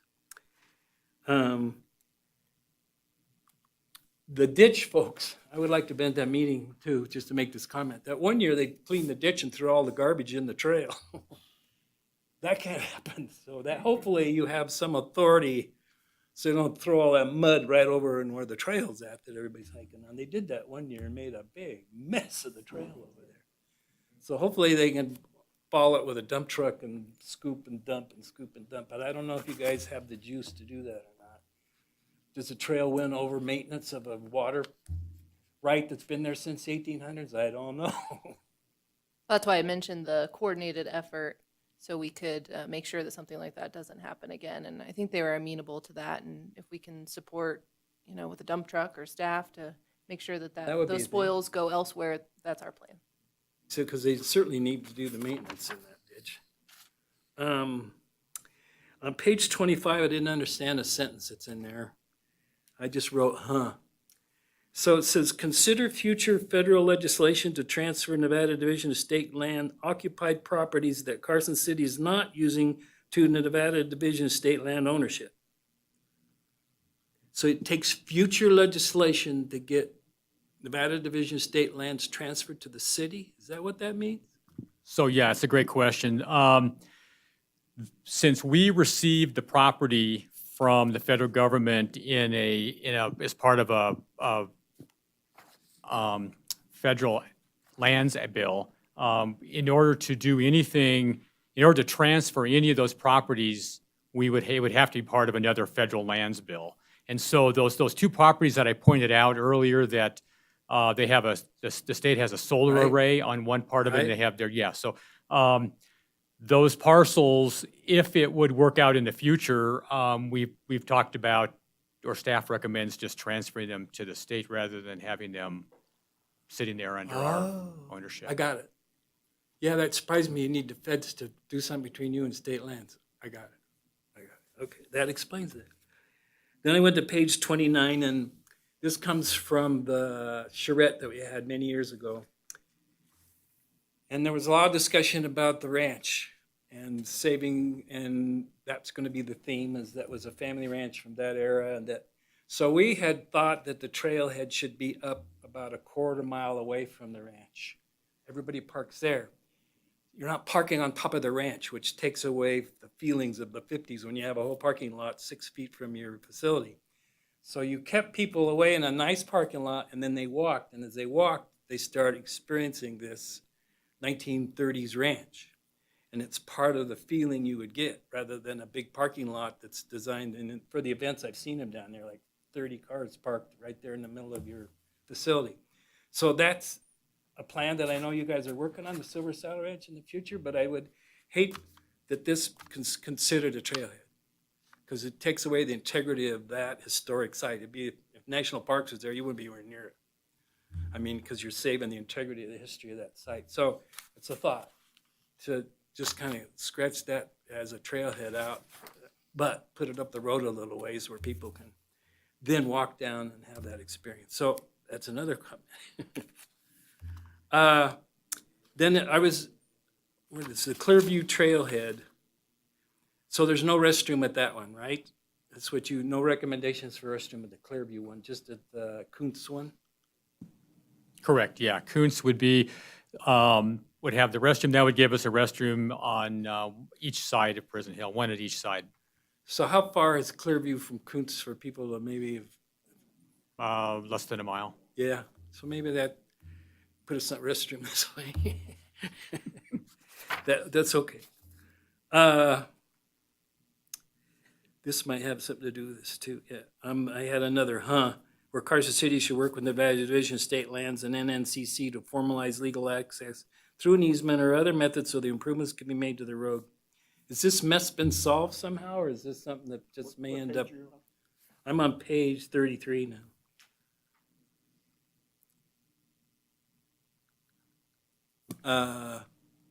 So as Lindsay mentioned, we've been in negotiations with the state for a long time, and no, there is no resolution. The state has basically agreed to keep talking, and we're seeking easements and rights of way and different things, but it's a process. It's an ongoing process.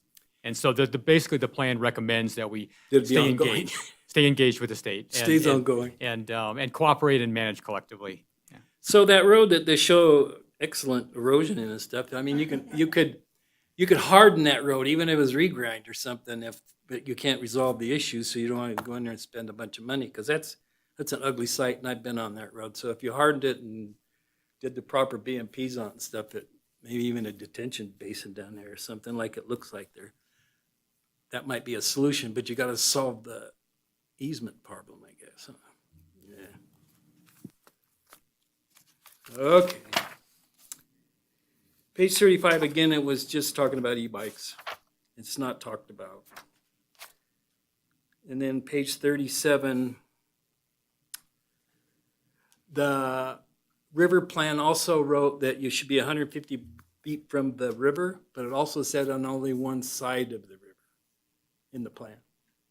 So if you wrote what was in the plan, you're missing a sentence, so that you didn't have trails on both sides of the river, which there are some already that way, but The idea was if there was a spot for wildlife looking or something special, then you'd put a little spur down to the river. Every once, a fisherman maybe or something, but not do the whole trail on the other side. So I just want to remind that that was in the river plan. If it's okay to keep it that way, but that was one of the concessions that was made. Evaluate and manage existing trails according to UPMP and various trail standards. Trails not meeting standards should be improved, modified, realigned, or decommissioned or rehabilitated. So that's an action, and I just put, well, who and when? So so are you going to use like muscle powered for evaluation process of trails for sustainability? Or are the rangers going to start going to training for trail classes and so they can wear one more hat for trail evaluations and stuff? So just a question of how that might work best with you guys. Yeah, absolutely. Good question. And so the trail evaluations have been done over the years primarily by myself in conjunction with Muscle Powered. And so we have established alignments for a number of sustainable routes, and some of those are in the works right now, like the Odyssey Trail and the Desert Peach Trail.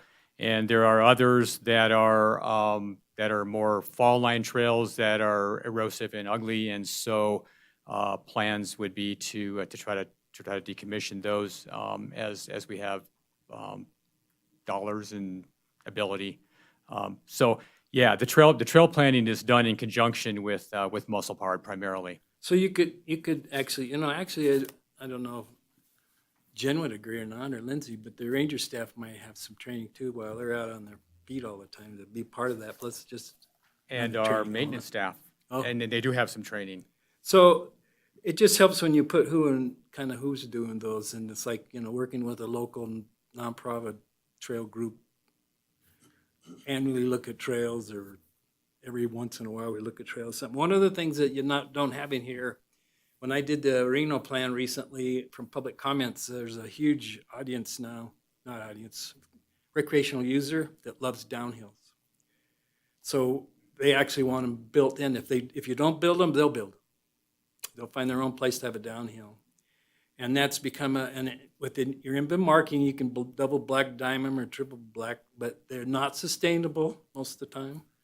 They create problems, but you give them that opportunity for their downhill runs. And I don't know if the city wants to get into that, but that was one of the things that the group, more than just a few times, came out of the mountain bike community, especially the young ones that are looking for downhill. So I don't know if you want to get into that, or you didn't talk about the IMBA standards in here so that people would understand some of that, but that's just a point again. The boaters takeout, I know about that because the property owners that were there that put the fence around it stopped that in there. But so that's not going to be an easy drag if you put the takeout there or put in around the dam and the feature down there where the gate is. So you might be doing a little more construction in there to figure out how to get them over the gate and the little walkway that crosses the waterway and stuff. I don't know, unless you take a few people if you got the big rafts in there. So just as long as it's planned for that, just putting the takeout there is a little different than being able to work. Yeah, if I could follow up on that. So the Prison Hill Trail, the accessible wide trail, would be a component of that. And we've already built the crossing of the intake. So there's going to be a carry, but it's going to be an easy carry. So they're not, okay, I always figured that was a kind of a skinny little way to get across the ditch there wasn't as easy, but Well, maybe it is. a couple of years ago, we completed a new crossing, and there was significant enhancements, which included making it equestrian friendly and accessible for portage. So they'll be able to walk down then right below the dam. Oh, to put back in? Yeah. Yeah, no, that's pretty something steep, else too. that we need to create as well, yeah.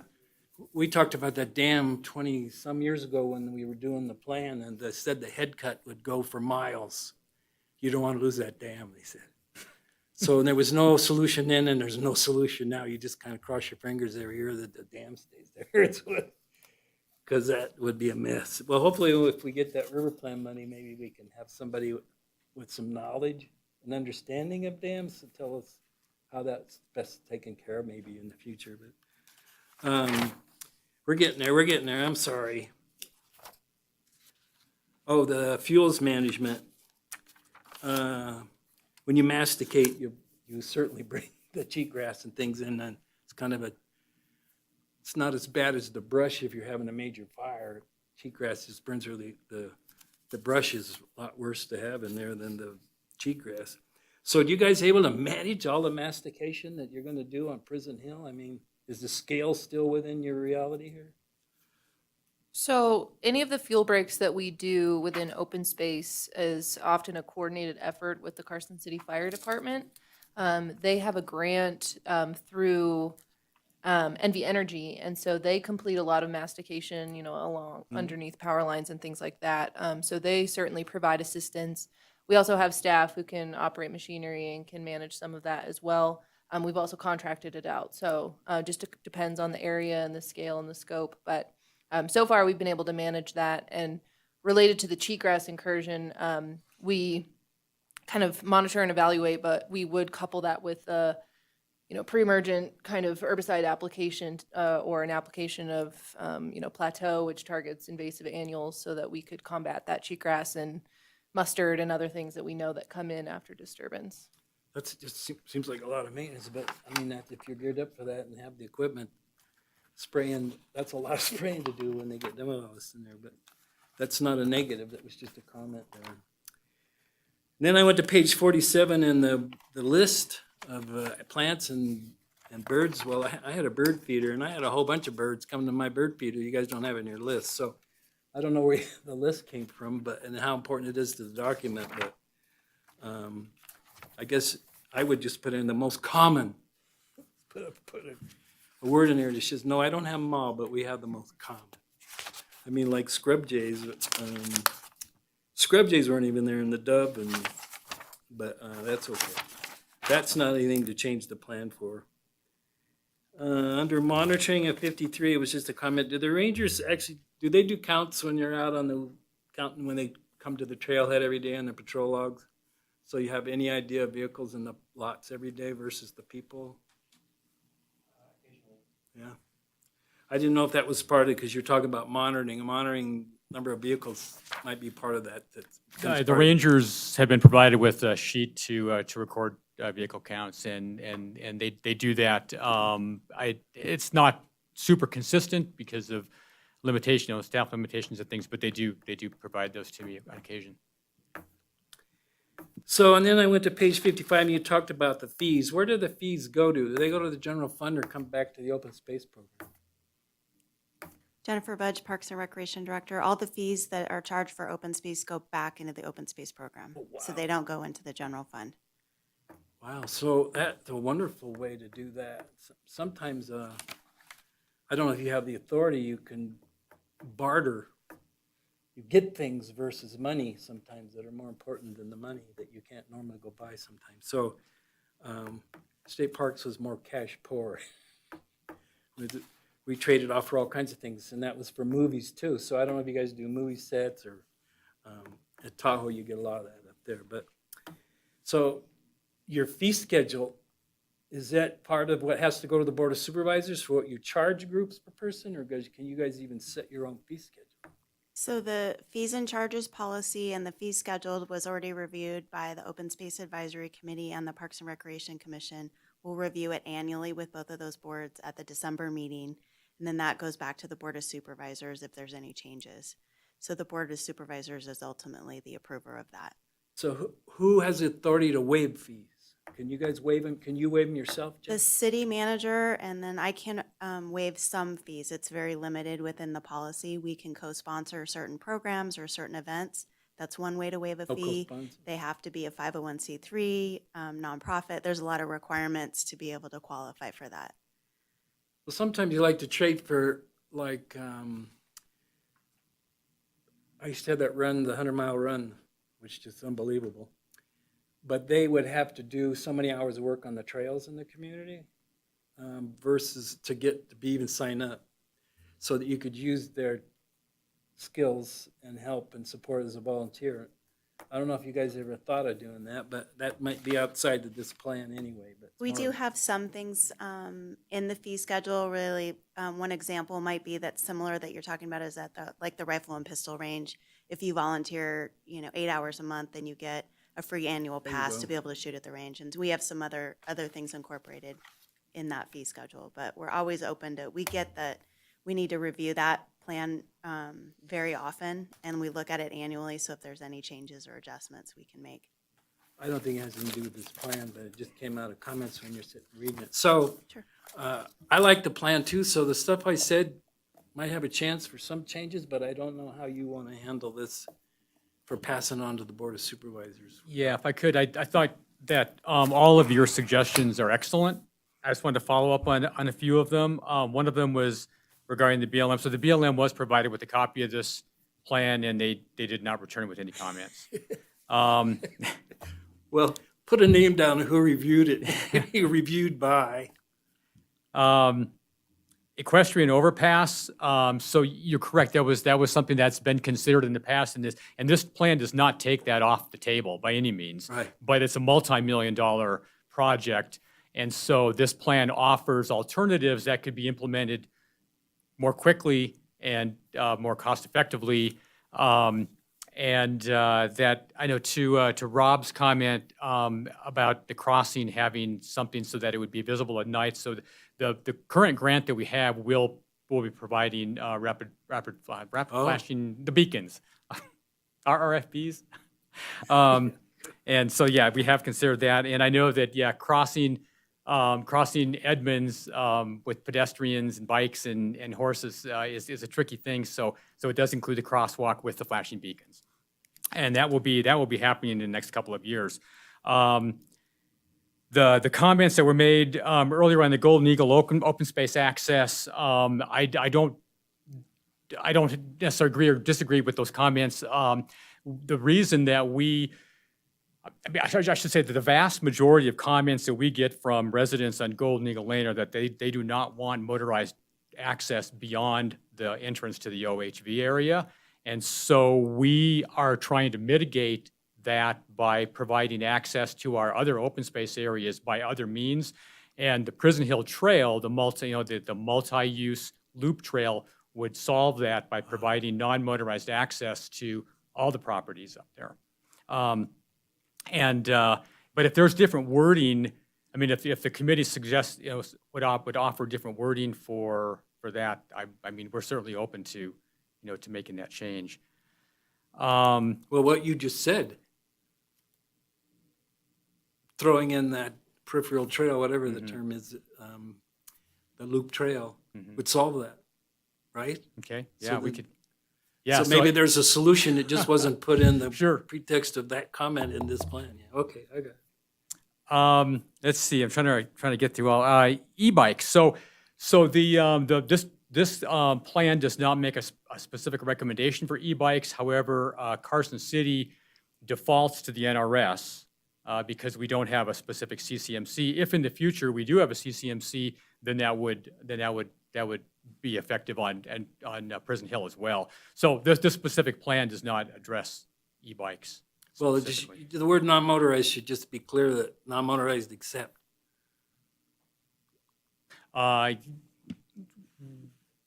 Correct, but if there, I guess, but if there was a CCMC in the future, that could change that language. So I guess I'll leave it up to the committee to make a recommendation, but I think we're kind of implying that we're following the Carson City guidelines, which right now are just to follow the NRS. And so our signage and our website states that trails, most trails are available our trails are multi-use, and any trail that allows regular bicycles also allows e-bikes. And then you can put that in here. And that's it. That's on our website, and it's on. We could put it in here. Yeah. But I mean, One simple we could put language in here that would say that, but also say that in the future, if there's a CCMC, that would be Sure. it would default to that. So sure. Let's see. river, as far as protecting the river corridor, you mentioned the 150-foot buffer, and one of the things that this plan does also recommend is, with regard to the Prison Hill Trail, it recommends taking that trail as it goes south of the dam, taking it up the hill as quickly as possible so as to avoid most of that riparian area just to the south of the dam. Because that's a wonderful area for birds, migratory birds. And we'd like to try to protect that as well as we can. So we do recognize the river corridor absolutely, and consider that with the trail planning as well, wherever we can. Downhill runs. So the Unified Pathways Master Plan in Carson City, right now we try to make all of our trails multi-use, and we don't have specific use trails. So a downhill run, a downhill trails is something that would have to be considered by the committee and ultimately, to the board as part of a UPMP change or update.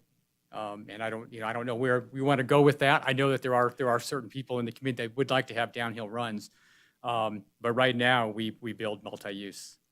So what we're saying is no DHs in Prison Hill, which I understand that. We're not recommending that, and they're a fall line. Right, I know what they are, yeah. Yeah.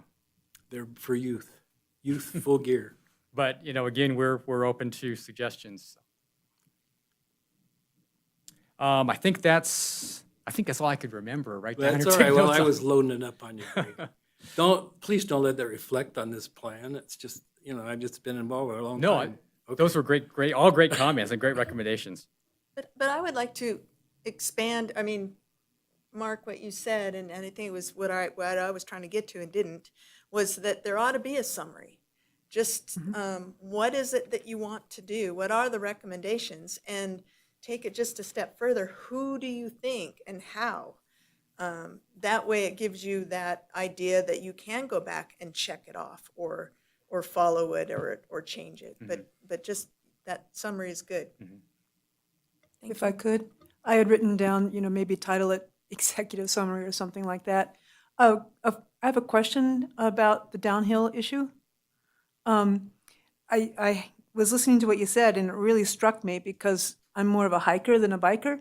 And when I see a downhill, mostly I'm seeing an uphill, because as a hiker, an uphill is a really cool thing to do. So if we have like downhill exclusive, you gotta let the hikers know there's gonna be some two-wheelers coming down at you, so maybe avoid this one. That happens a lot on a couple of the trails I go up on Prison Hill in particular, especially the sandy one that goes on to Coots Lane where the one I'm talking about, right? That's a great one to hike up, and it's one that people love to come down fast on bikes. So anyway. Yeah, agreed. And there are places where, not in Carson City, but there are places where they do have directional trails. So they're one-way only, and that, again, that's something that could be considered by the committee and updates to the UPMP in the future. But right now, that's not really a part of what is our direction. So considerations for the future. Okay, it seems like we've had quite a few comments and requests for additional verbiage in the report. I don't know how you want to proceed, whether we want to just table this for them and come back with another version. I'd like to hear from staff on their thoughts.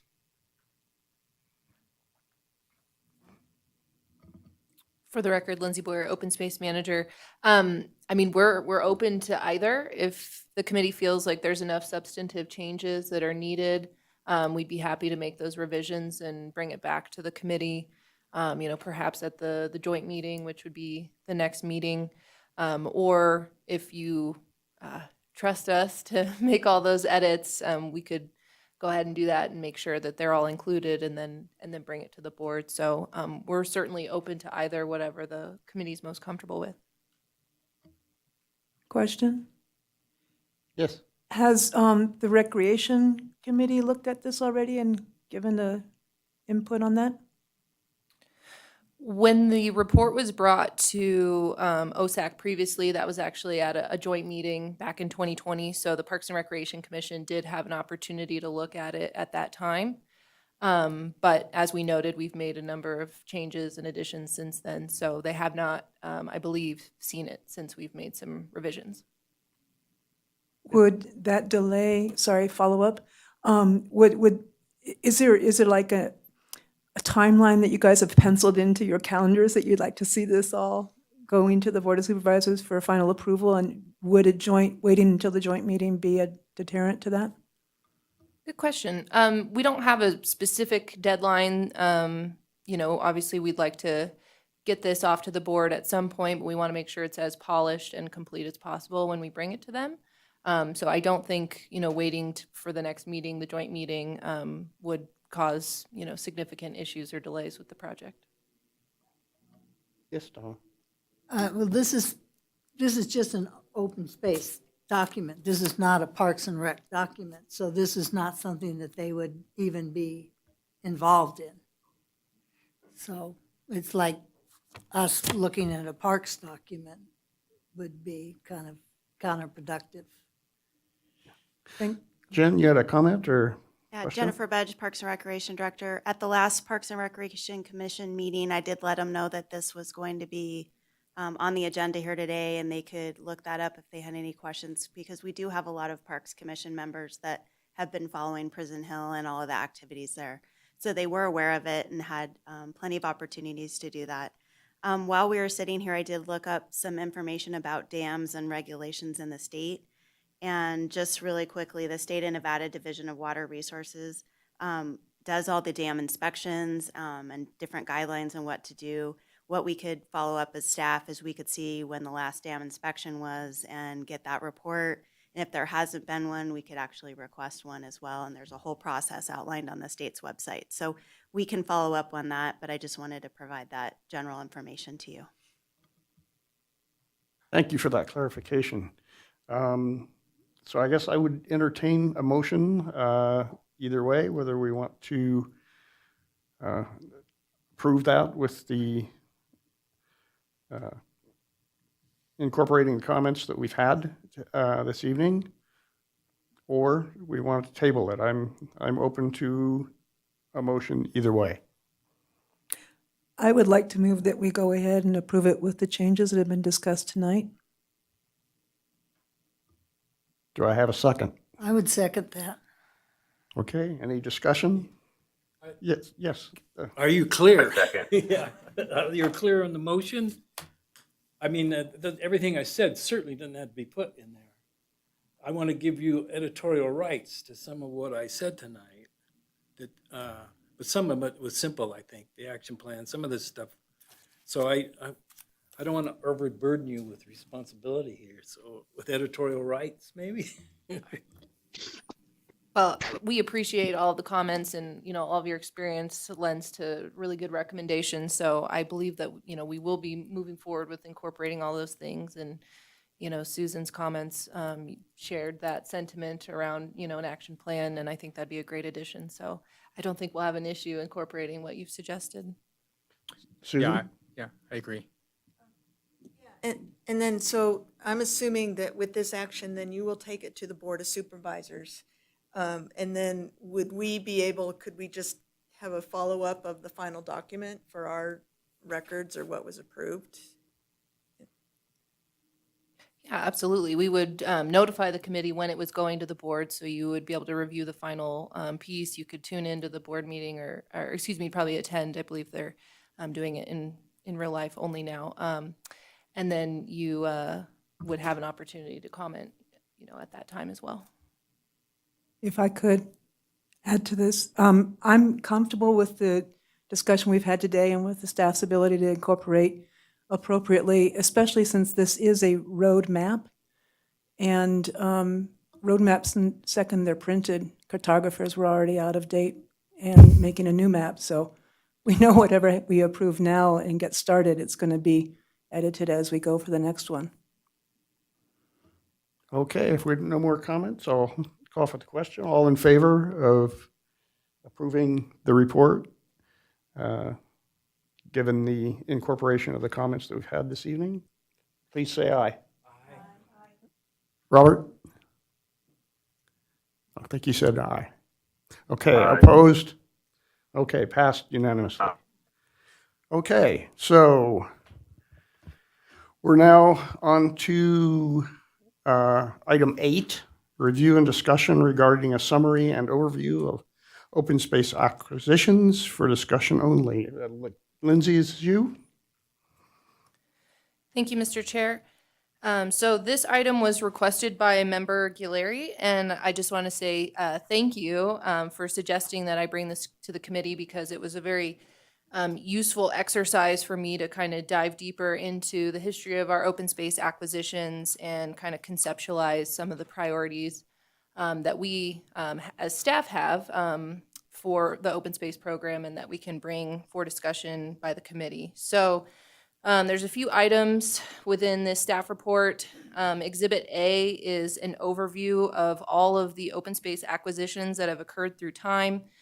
So it gives you a snapshot of the different properties, whether they've been formally named or not, when we acquired them, how we acquired them, the funding source, all of that was really beneficial. It was also helpful to just really take a deep dive into all of our maps and documents and just kind of reconfirm all of what is under open space management.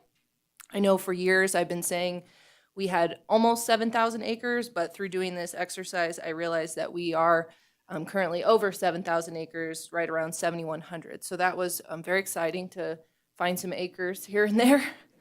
But there's a lot of different components that went into this analysis, so I'll kind of just start walking you guys through it. So for the first 2 decades of the open space program, we were very focused on acquisition.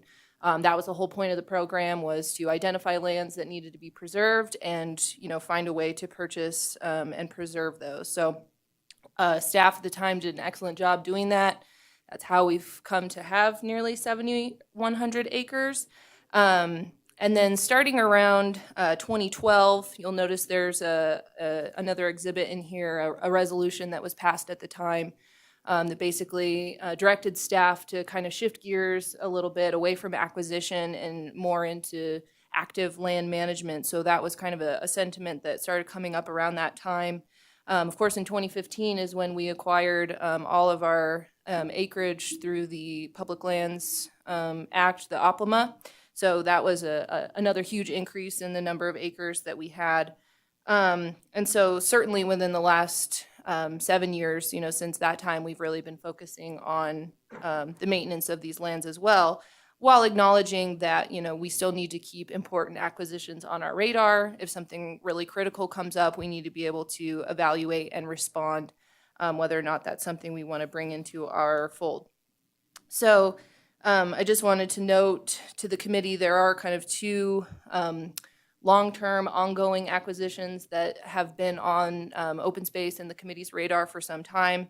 And that's the Old Woods Ranch Conservation Easement, which the committee had heard a few meetings ago, 80 acres in the Highway 50 area, as well as Clear Creek is about 120 acres also in the Clear Creek area. So those have both been properties that have been on our radar for many, many years, and both are going to kind of take a coordinated conservation solution to be able to protect those properties.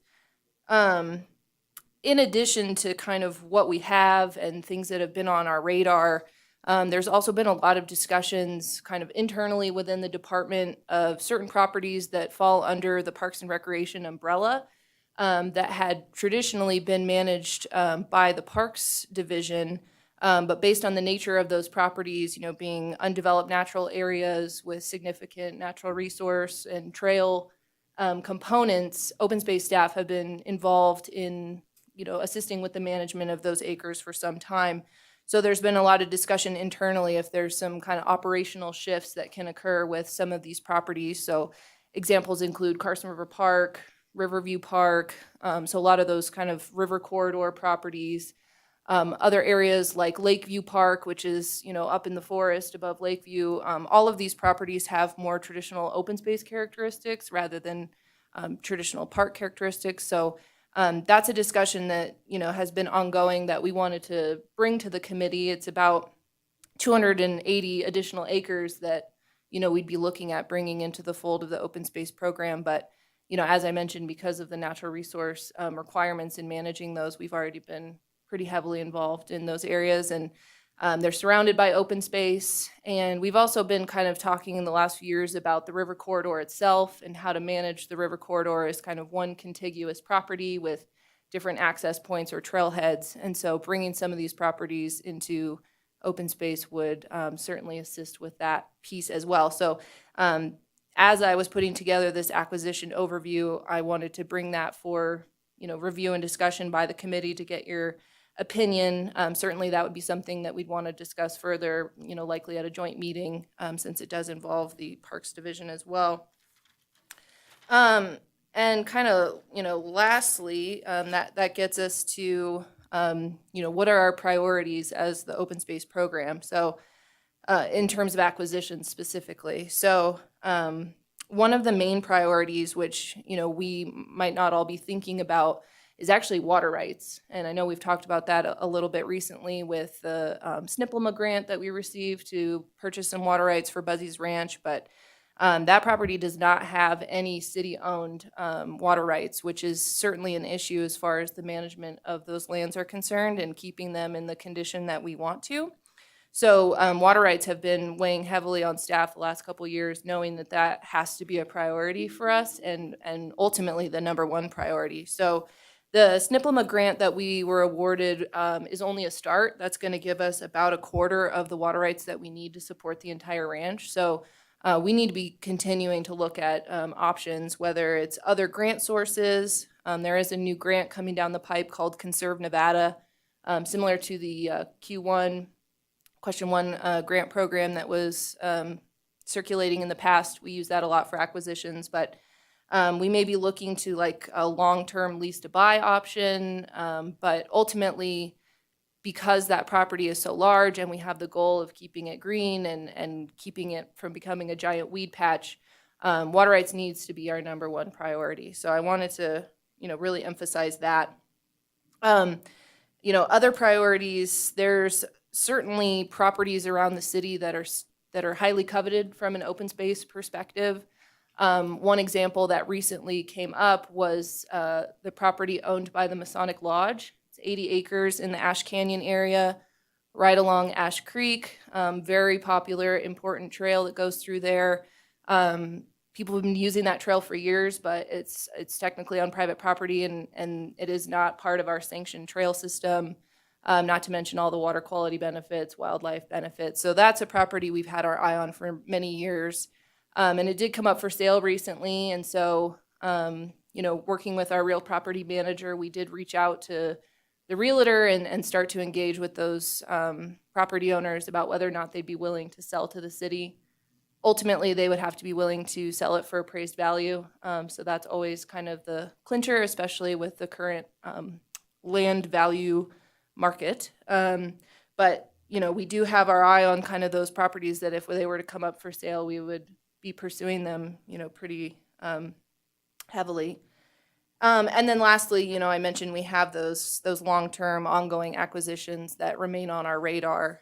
So I just kind of wanted to put those into perspective, that's at least, kind of how staff is thinking about our priorities. I'd be curious to know what the committee thinks about any of the points that I've raised here today, and certainly I would accept any questions.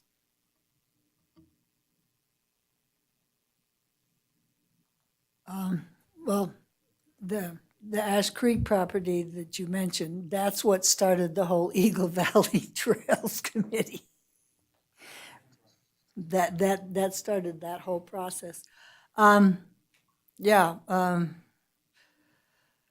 lot to unravel. Actually, looking at the east side space opportunities, that I see on here are the two Bentley properties on the Carson River. And I have an interest in those two properties, of course, That's where we want the historic V&T trail to cross through those two properties. Those are the only two properties I see on the east side that are really of interest to us at this point. On the east side. Unless anybody else sees anything of any real interest on the east side. One of the other things, though, that I'm a little confused. There's a big parcel, what's this? I guess it's number 4, no, that's the 5 or 6, the Jared. I don't, no, that's, what is this Jared property? Are you referring to? Number 6? Number 6. So that is owned by Mr. Gerard. It's across the river from the Buzzy's Ranch property that we acquired from James Gerard. This is a different parcel that he has retained in his ownership. So if that was ever to come up for sale, given that it's on the river, that would be a high priority. There's no real access to it, though, right? Not at this time, I don't believe so. I think I know where that is, and would be almost impossible. It would never be accessible. Yeah, it would be for floodplain purposes only. Okay. What's this big yellow property that I don't even see a number on?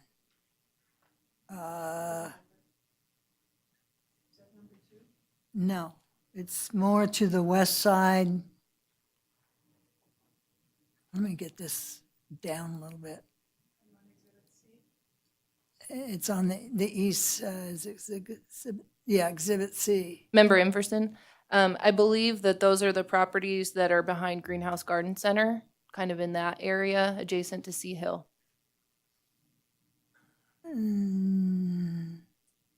Oh, that's clear over that far west?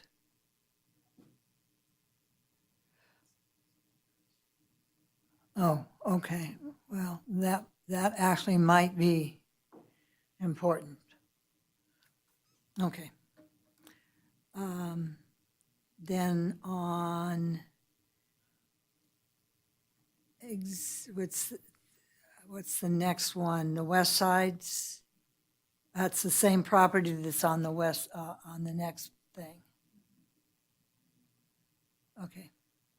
All right, I don't have anything else.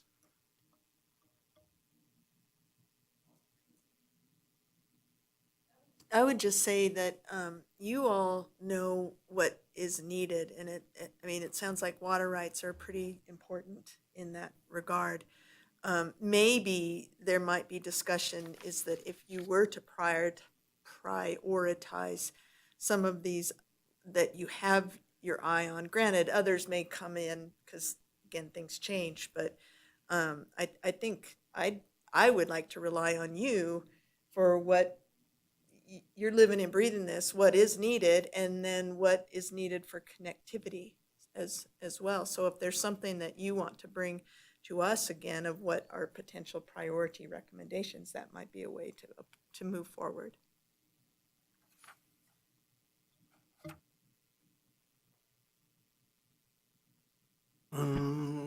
You guys aren't actually asking us what properties Lindsay. we're the most interested in? Is that what you're asking us? I didn't see that.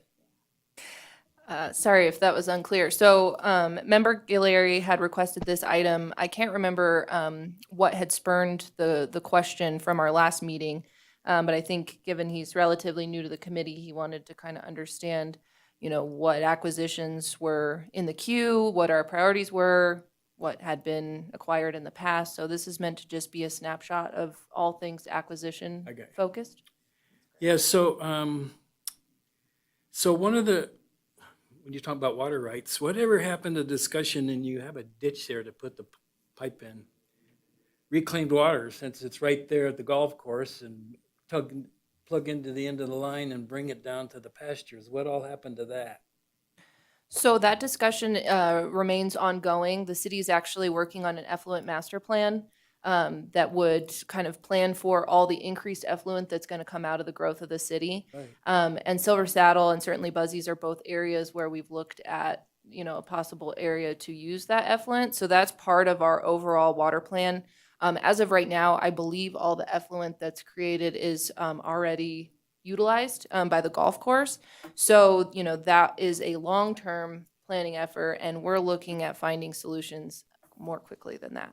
Well, yeah, that would be nice because, like I said, they have a ditch. You could put the line in and not even dig the trench to get it to the ranch. So hopefully that never disappears and that you're always a champion there sitting with those guys and gals, I should say.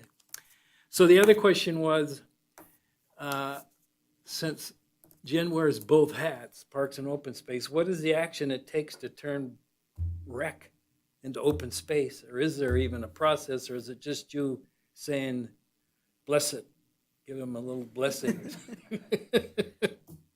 That's a great question. Jennifer Budge, Parks and Recreation Director. Honestly, it's an operational decision, and that's just working with the staff, making sure that we have, try to put the right resources toward those right efforts. And Lindsay's absolutely correct. It's open space providing those guidance, especially in that river corridor. They're the experts in how to manage natural resources, the water, the floodplain. We obviously have a lot of partners in that corridor as well, but we really already are looking at them as the lead in that corridor. And I think if we get some of the SNPLMA grants that we've submitted and some other funding, it's sort of a rebranding for the public with signage and with management. They're more like trailheads rather than traditional parks, and making that clear to people, because you go to Carson River Park and they're looking around for play structures and ball fields, and there is confusion from the public, and we want to be clear on what those are.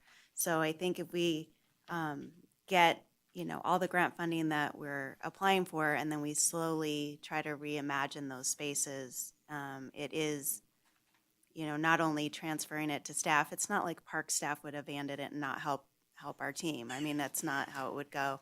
We're all at one department, and we want to try to Turn help your support shirt each inside other. out, and they're on the other guy. Absolutely, but it does make more sense operationally to be managed in that fashion. Well, anything with passive recreation it's pretty obvious. Obvious. It's something that's easily definable, passive versus active recreational areas. So For the most part, yeah, except I know. for our OHV That's area. Right. That's right. Yeah, So you always have some situation. open space does it all. They're That's amazing. all. Okay, that's all I need to pick on you for. Yeah, and it just, for the public, going from Riverview Park, now you're on Buzzy's Ranch Trail. What's the difference? It's the same amenities. Do we know how much water is needed? That's the million-dollar question. So we've been working on a conservation plan for Buzzy's Ranch for a number of years.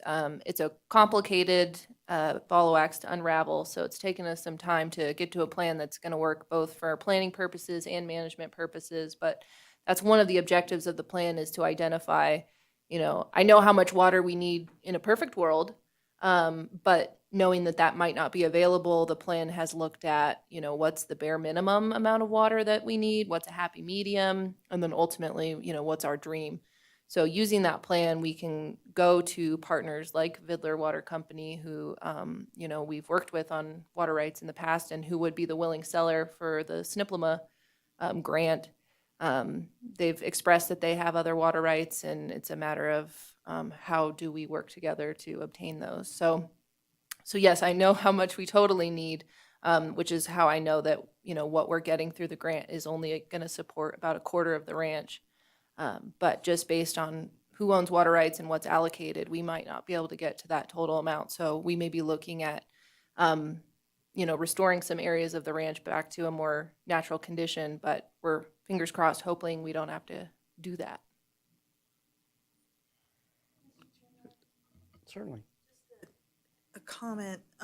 This actually is it's a great summary, and I appreciate the summary of doing it, and appreciate the focus that the supervisors had at the time. It's like, well, maybe, it's great to get the property.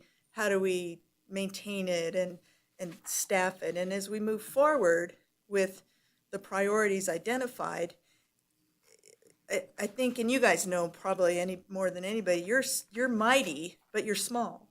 And so when you are acquiring, and when we acquire new properties, also please include what that means for you. What does that mean for the budgets? What does that mean for staffing? What does that mean for maintenance and the long-term growth in order to, so that everything is sustainable? So I think that as we go forward and look at priorities, that should be included, just so that they can be maintained and growing in this great situation we have.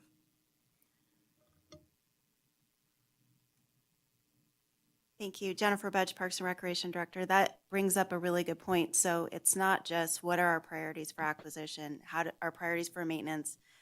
Obviously, water rights are a huge priority, but we also want to have a decent savings account available. So when there's acquisitions or we need to add staff, that we have the funding to be able to do it.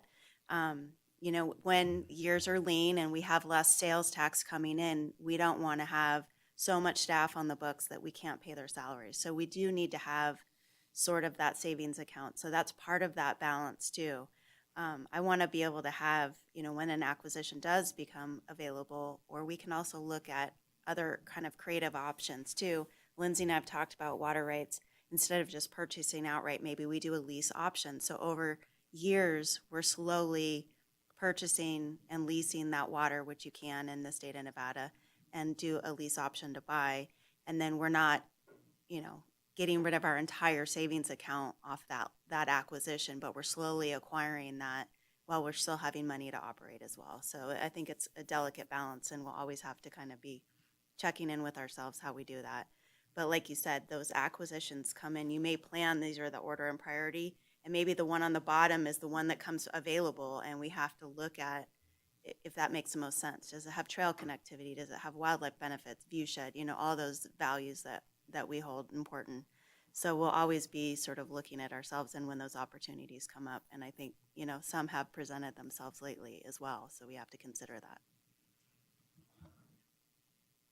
Okay, if there are no more comments, we can move on to the next item.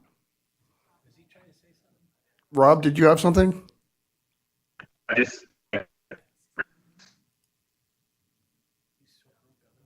can you guys hear me? Anybody hear me? Sorry. Yeah, you're pretty much breaking up, Rob. I just like to see from.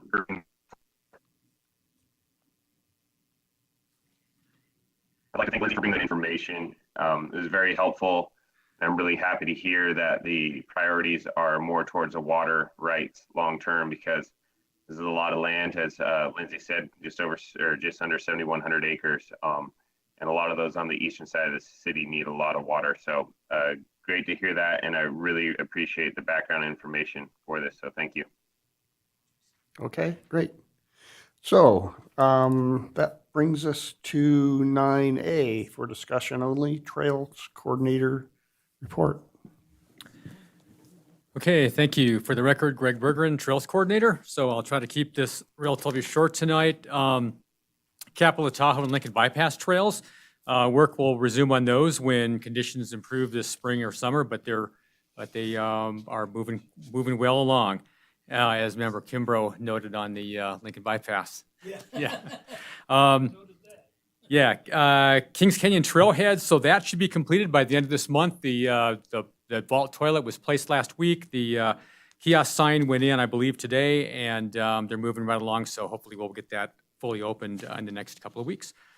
We placed a new kiosk sign in the Ash Canyon area for the road, and this new sign, in addition to having a much more pleasing appearance than the old sign, it also provides better information. So it has a map of the Ash Canyon Road. It makes it clear that the Ash Canyon Road is the only motorized access in the Ash Canyon area.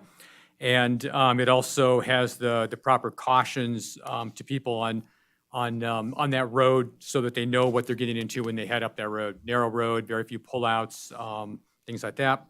And there's also a link to our website, which keeps updates on the Ash Canyon Road conditions in, seasonal openings and closures and things like that. Prison Hill non-motorized trails, the Odyssey Trail is well underway under the lead of muscle-powered crew lead Paul Sinnott, and that trail should be, the first phase of that trail with the connection to the Prison Hill Saddle should be completed, well, hopefully in the next month or so. And the Desert Peach Trail, we're still waiting on grant funding from the Recreational Trails Program. It's been approved, but it'll be forthcoming probably this summer, and we'll get started on that one. And Silver Saddle Ranch History Panel. So we, with the help of our recreation intern, Kaylee Maples from last summer, and also Ranger Tyler Curver, who you heard from earlier tonight, they were able to produce this beautiful Silver Saddle Ranch sign, which is now what now adorns the kiosk sign at Silver Saddle Ranch, and it has a map of the buildings on the facility, and then also gives a timeline of the history of Silver Saddle Ranch. And speaking of Silver Saddle Ranch, we recently completed some equestrian enhancements. We replaced latches on all the gates so that they're equestrian-friendly latches, and we replaced 3 gates as well with new gates that are easily opened, so much more equestrian-friendly. And then we also placed a couple of mounting blocks, one at Silver Saddle Ranch and one at the equestrian access gate at Riverview Park. Share the trail messaging. So I know that there were some comments on Share the Trail earlier with when Ranger Curver gave his program, and so we are really trying to push that message. And I know there was a discussion about bike bells. So we're trying to get the message out there that whatever means you use, if it's saying hello, if it's using a bell, if it's whatever that auditory communication is to let people know that you're approaching. That's what we're trying to get the message out. And so we have we're starting to place these Share the Trail signs below some of our wayfinding signage. It has the trail courtesy symbol along with our logo, go slow and say hello, and a QR code link to our video. We're also working on a brochure that will share the same messaging. And we're trying to get, basically trying to get people to communicate with each other, whatever means that is, and realize that when you are communicating, it's not being rude, it's really just, it's being courteous. So. And then at the last meeting, Member Kimbrough mentioned trail counters, and so we have a page on trail counts. And as you can see from the counts that we've been taking on our new Carson River Trail system, they're popular. And so the Prison Hill Trail East had several anomalies which I took out of the data. There were some spikes at Silver Saddle Ranch, which I left in the data because they were accounted for by particular events, and there were no anomalies in the Buzzy's Ranch Trail data. But just looking at Prison Hill Trail East, for example, if trends hold this year, we could see over 47,000 counts on that one trail. Now those are just counts. Those aren't necessarily the numbers of people, because one person could go by the counter twice. But there are also other access points and other egress points, so it's really pretty hard to capture the true numbers. But we do know that many bicycles, pedestrians, or horses are going by that trail counter. Or well, hopefully it's higher than a rabbit or a coyote. So I hopefully we're not capturing that, but I don't know how to account for those anomalies, but who knows. So, and then we also on here, I'm showing a graph that shows the usage throughout hours of the day and days of the week. So if you want to find the best time and day to go use your favorite trail, take a look at this data, and that should help you. So And with that, I will open it up to any questions that you may have.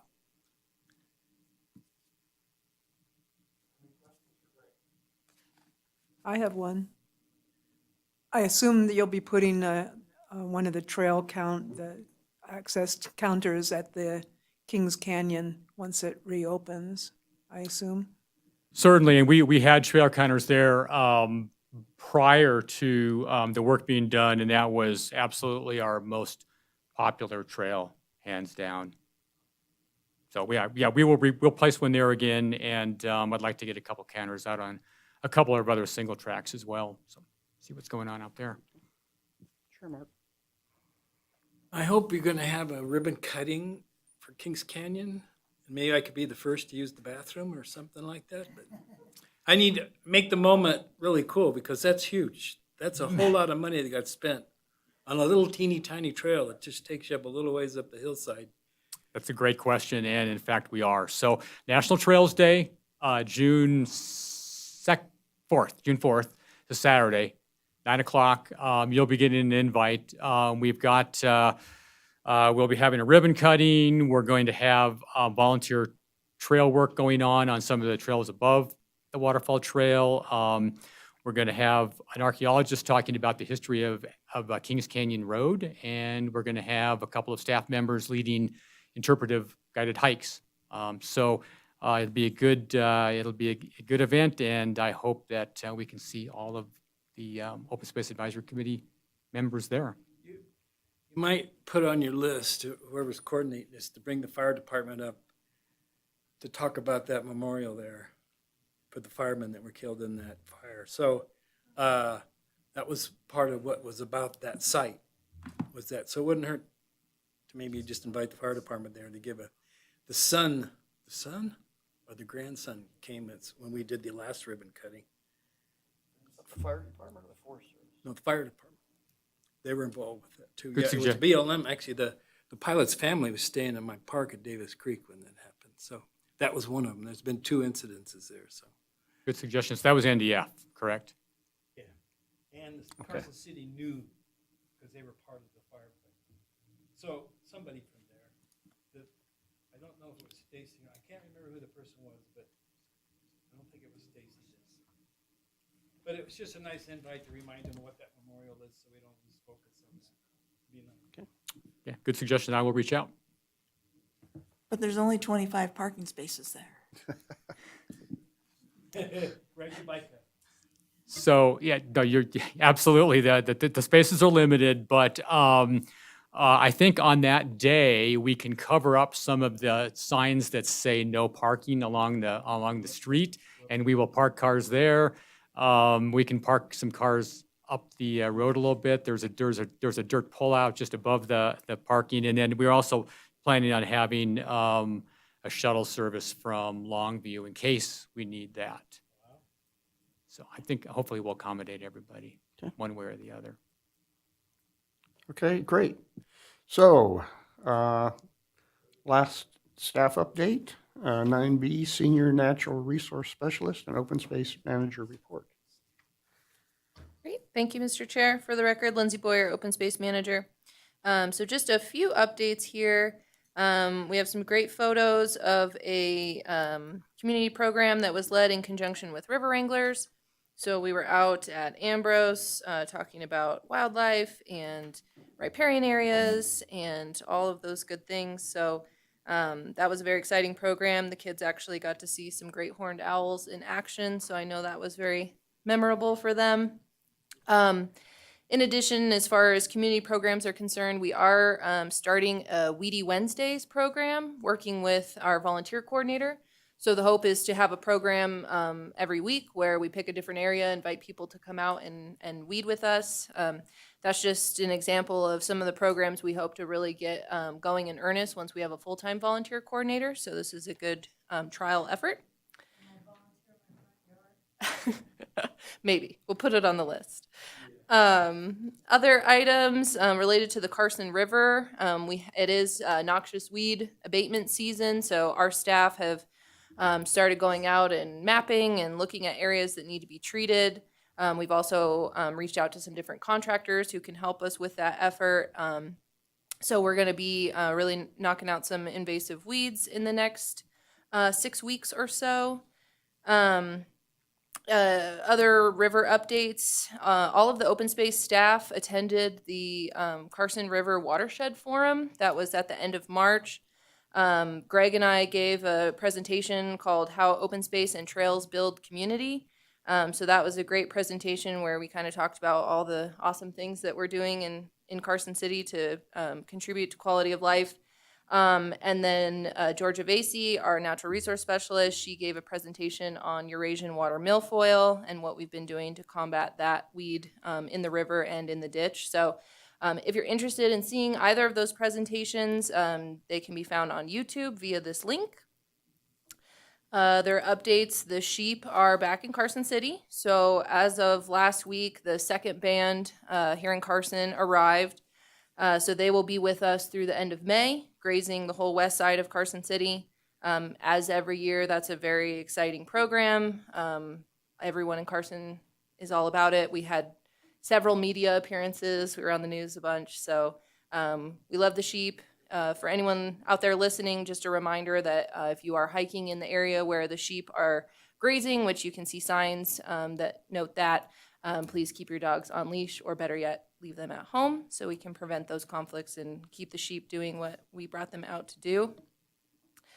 Greg talked about Kings Canyon Trailhead. The other project ongoing up there has been the Kings Canyon Dirt Road project. All the construction is complete. We're just waiting on the contractor to do a few cleanup items, and then that project will be put to bed, which is a long time coming. We've been working on getting repairs to that road since 2017. So now it will be passable by emergency vehicles and won't have as many issues with erosion and rutting and people getting stranded. So that's very exciting. And then you'll see a list of events here if you guys are interested in joining any of the great programs that we have. And then lastly, this isn't on there, but I just wanted to make an announcement that Georgia Vasey, our senior natural resource specialist, is actually leaving us this summer. She's going to be going and getting her PhD because she is a smart cookie. So we're very proud of her, and we're so happy for having her. She's made a great impact on the program. But the position is posted on our website, so if you know anybody who might be interested in a really cool position where you get to manage natural resources in Carson City, please send them my way or direct them to that posting. And with that, I will take any questions. Yeah, I had a question on the dirt road in Kings Canyon. I was up there a few weeks ago and looked like somebody with a big truck drove up there when it was very wet and it was very rutted. I was wondering whether there, either the maintenance issue or whether it would be feasible to shut that road off when the road is that moist, and because the maintenance is going to get pretty expensive if people continue to do that. That's a great question, and part of that rutting has come from, we had that crazy storm in October. None of us could have predicted that we would actually get some precip. So the project was started in late November, and so they were trying to work in the middle of some of that muddy mess. And so that's part of the cleanup, that we actually want them to come back and just kind of smooth some of those ruts out, because some of it was caused by their equipment. Some of it could have been recreationalists as well. As far as shutting it down, temporarily for the season, that would be ultimately a management decision we'd have to discuss with the Forest Service because it is their road. Obviously we implement that practice on Ash Canyon, but we would have to talk to the Forest Service and see if they'd be amenable to that. So I'm not sure, but there certainly will be maintenance implications for the city for the next several years because that's one of the conditions of the grant that we got to fix it. Yeah, obviously my concern is having to spend a lot of money continually doing that. If that happens over and over again, it could be not a cheap thing to maintain, I wouldn't think. So anyway, any other members have? Yes, Casey. Wow. Hi. I have a question that a member of the public asked me to ask tonight. We were talking because I had seen the sheep in Vicey Canyon yesterday, and their question was, one of the people said and asserted that for sure they knew this, that the cheatgrass operation is sort of a, not necessarily true, because the sheep are eating a lot of not noxious plants out there that are good to have and we should have, and they're not eating it. So I just wanted to be able to answer her question. And then my question, because there were a lot of sheep out there and it was getting in the late afternoon, where do they go at night? I mean, does someone take care of them? Because I didn't see anybody there. I saw some folks that looked like they might be shepherds. I saw a big stick with one of them, but I mean, are they okay? I mean, I saw coyotes and bears and stuff, so. Yeah, both great questions. As far as the cheatgrass is concerned, the overall goal of this project is fuel reduction. That's always the way that we've couched it. Obviously, managing for the cheatgrass is our primary objective, but also there's plenty of invasive annuals, as well as an accumulation of perennial grasses. So the goal is just to reduce the amount of fuel that's on the landscape so that we can prevent, another big wildfire from happening. So we have some exclosures. I always point to the one that's on Sea Hill, just behind the church there. But you can see just how much fuel is accumulated through time because there's a fenced off area where the sheep aren't able to graze. And so, regardless of if it's cheatgrass or perennial grasses, it's a huge accumulation of fuel. So that's the primary goal. We do coordinate the project so that it correlates during the time when cheatgrass is most palatable. And, sheep aren't super discriminatory. They're just out there grazing. So they're going to hit the cheatgrass as well as the perennial grasses, but we don't mind that because we just want to reduce the fuels. But that is a great question by the public for sure. And then as far as their, care and overnight safety, there is a shepherd that is with the sheep 24/7. So they're out there camping with the sheep. There's also livestock protection dogs as well as herding dogs. So they are pretty well managed and taken care of while they're out and about. So typically they go out, they graze during the day, they come back, get water, go out and graze a little bit more. And then when it starts to be kind of sundown dusk, they go to what's called a bedding site, which is just kind of an area near where the sheep herders camp is, where all the sheep can kind of go and bed down for the night and be observed. So they're pretty well taken care of. I just wanted to add to that real quick as well, if possible, to comment back to the public.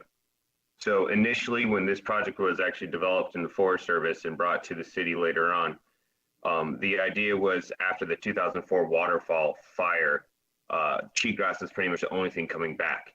And so by utilizing the sheep are only grazing the cheatgrass while it was still green and before it cures and turns to basically equivalent of eating cardboard for the sheep. So they actually did use this, and initially this project was extremely successful because it brought back the cheatgrass to the point to where the native species could actually come back and grow. And it did prove after a decade of doing it that the amount of native species is significantly increased, and a lot of it is due to the sheep knocking the cheatgrass back while it's still green and growing.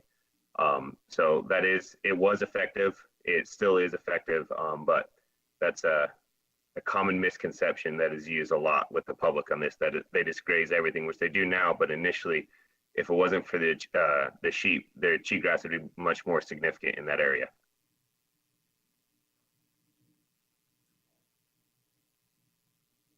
I have to admit, I was up Vicey Canyon on my e-bike about 11 today, and the sheep were on the road up there. So not having read your sign, because I didn't see it, I went like 2 miles an hour, and the sheep go up the road. They won't go off to the left or the right. They go up the road, and up the road, and up the road. I read later I was supposed to get off my bike, I guess, or even avoid the area, but that was my destination, was up there. But Did you ring your bell? the sheep herder was there, yeah. I just singing to them. Go left, go right, stay off the road. And they just kept running up the road. I go, well, this is going to go on all the way to Reno before I get done. So the sheep herder was there, and the dog was there too, watching us very intently.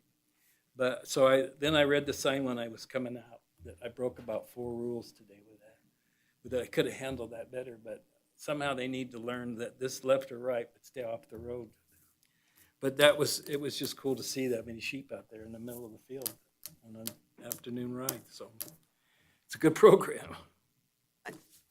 I can vouch exactly for what Lindsay said because I live right next to where one of the bed areas. And so every morning I get, and every evening I get the concert, the sheep concert and the bell concert and the dog concert, and it's just quite fun. But they're usually gone in the morning, and then they come back, and the dogs, everybody keeps a good eye on them. If anybody is around the end of Longview where they bed down sometimes at dusk, it's really interesting to just sit on the trail and watch as the shepherds are there drinking their coffee and just start whistling, and the dogs just take off and then herd them all down. It's really a neat scene. Well, I have to say that they better be very careful because last Wednesday morning, just before daylight, a mountain lion took a deer on the front lawn of my neighbor right across the street on Nevada Street. So the mountain lions are right in our neighborhood. So they, Safe on the mountain then. but can you believe that close into town? Yeah.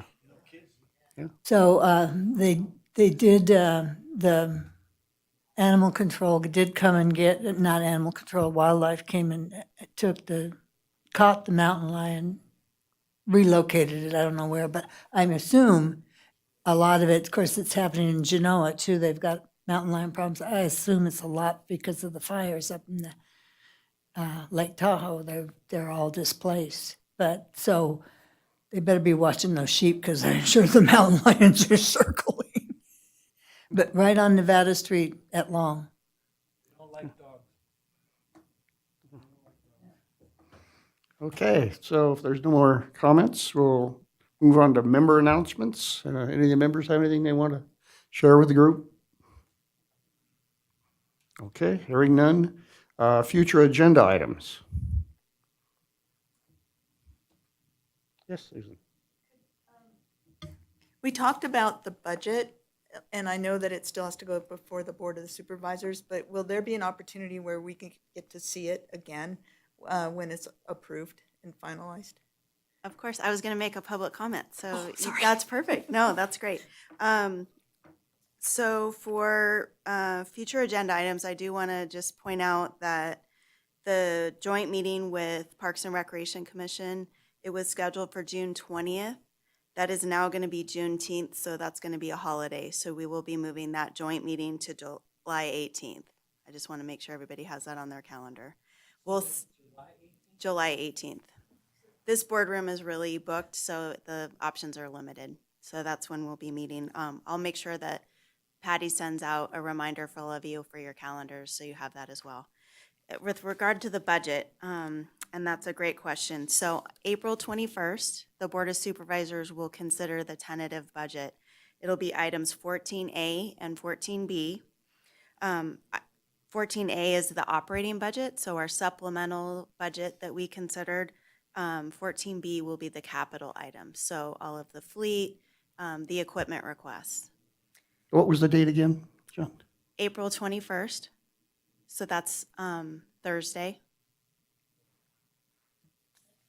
If you want to make public comment, those would be the items to make comment on.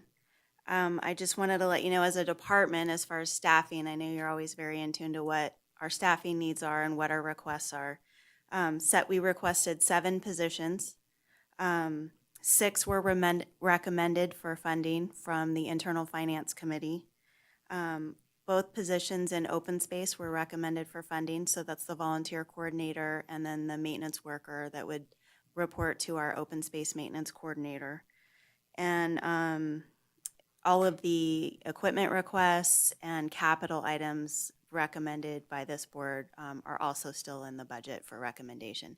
Obviously, the Board of Supervisors can take those recommendations and go forward. They could pick those apart and approve a whole new, menu of items, or, they might go for it as is. We never know. So it will be an ever-evolving item. But if you have any questions outside of this, I'm happy to go over the budget with you again. If you want to, I want some help preparing any talking points for public comment or any questions, I'm happy to help guide you through that. Just know that if you make any public comment, you would be representing yourself, not the entire committee because we would have to take action on that if you're going to represent the advisory committee. Thank you, Jen. Yeah. Okay, any other agenda items people would like? Okay, hearing none, we'll again entertain public comment. So if anyone would like to come up and share, that'll be fine. Hear me okay? Robin Orloff, Carson City. I do better one-on-one, and I do better on the property, showing people what I'm trying to explain in my public comments and my writing.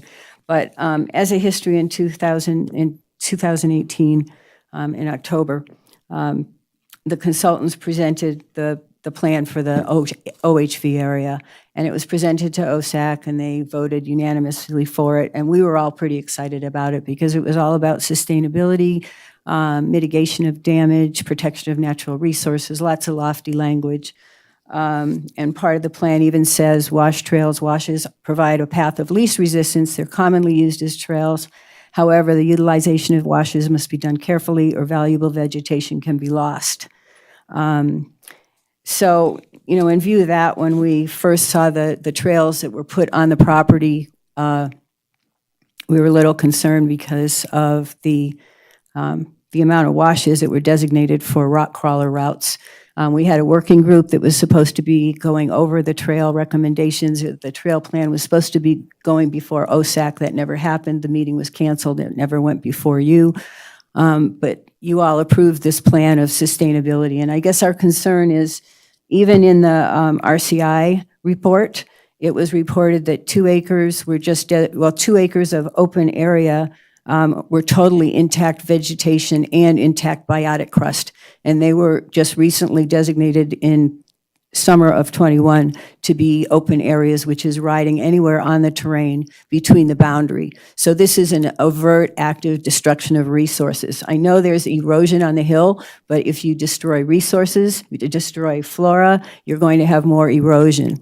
And this came out in the Reconnect report. Lynn actually said the more vegetation and biotic crust you destroy, the more erosion you're going to have, the more sedimentation you're going to have. There were also 4 acres that she identified in off the trail or another open area, which are intact soil and vegetation, and that is allowed to be ridden over because open area means you can ride anywhere on the terrain, as I said, between the whatever.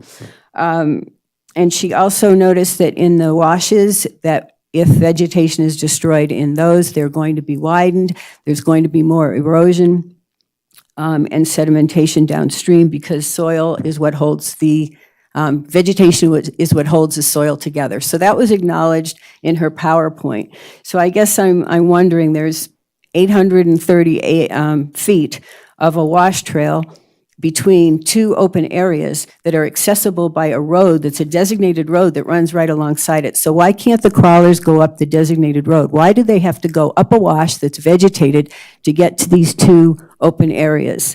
There's also a lower section of, anyway, there are all these examples that I wanted to try to show you. There are pictures in the report that I included that are highly vegetated.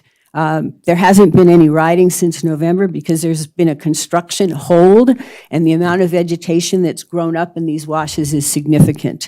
I think that would be interesting to look at too. Okay, thank you So, for your comments. and again, if anybody wants to come out and look, I know that's not going to happen. Certainly.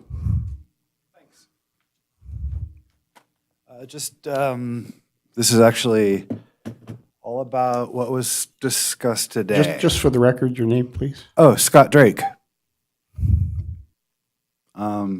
Thanks for all the work you guys do. I've noticed.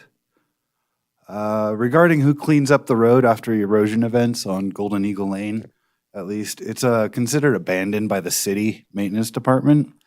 The state, at least, as I've been told, has no interest in maintaining it. Recent erosion on the road appears to have been cleared by resources from other nearby city projects. Just send over the loader and clean it out, please, kind of thing. So I don't think there's actual funds for it. I don't think it's an officially funded thing. Let's see. Regarding non-motorized use of the off-road area, I don't know if you guys noticed, but there is a considerable amount of people that go out there just to use the remote control rock crawlers, little remote control cars. I see them all the time. Can we specifically invite them? Maybe as a, hey, this is what it's for. And I haven't seen anything about that, so I thought I'd mention it. Regarding bells and bike trail safety, it's also a common practice to call out what side you're passing on. For example, on your left or on your right. This gives additional detail that bells just don't. So I've seen it a lot of times on a lot of bike trails. Hey, passing on your left, on your right. And that gives you the chance to say, I will stay to the other side and expect somebody to come up on me from a side rather than not know. So if there's any, maybe we could take that into consideration as something to suggest. Regarding e-bikes, e-bikes can be more powerful than motorcycles at the moment. So they're really, if you're going to mention e-bikes, they should have a wattage maximum, 1,000 watts, 2,000 watts, whatever. But it should be stated because you're going to find people with, super powerful e-bikes treating it as like a dirt bike would, even though it's an e-bike still. Let's see, 24 seconds. It feels slightly masochistic to just listen without participating for 3 hours and only get a few minutes of comments. I just don't think I can continue participating in such a limited way. So you probably won't see me a bunch unless there's something specific. But best of luck to all of you and appreciate it. So thank you. You can always provide written comments too. I might end up doing that. Thank you. Yeah. But, we receive those Yeah, I most did. meetings, so feel, if you'd rather do that or both, it's up to you, but it's certainly an option for you. Are they read and considered? They're read by all of them. We don't read them here aloud. No, But no. we all read, I read everything that we receive. Okay, And, that's the good to know. staff gets them, the staff reads them. Whoever the appropriate person would be with staff, I'm sure would read them. So they're not, yes, they are considered. is the Okay, answer. great. Good to know. Yeah. Because this is just not, not a sustainable thing for my soul. Right? Like, I really enjoy conversations, and this just wasn't one of them for me. Okay. Yeah, just the one-sided nature of it, which I understand. I'm not complaining. I get it. But anyways, thank you. Thank you. Can I ask a question? Are we ever going to go back to each agenda item being able to have 3 minutes versus the beginning and end that COVID started, I wondered, for the public meetings? Ben Johnson, Senior Deputy District Attorney for the record. So the Board of Supervisors meetings have opened it up that way. For the rest, right now, it's up to the discretion of the chair. We do follow the open meeting law and providing at least 2 public comment periods. So after that, it's up to the pleasure of the chair. Okay, are there any other public comments? Is there anyone on the phone? There are no callers on the line at this time. Okay. So seeing no more public comments, it's my understanding I can just adjourn. Is that correct? So we are adjourned. Thank you.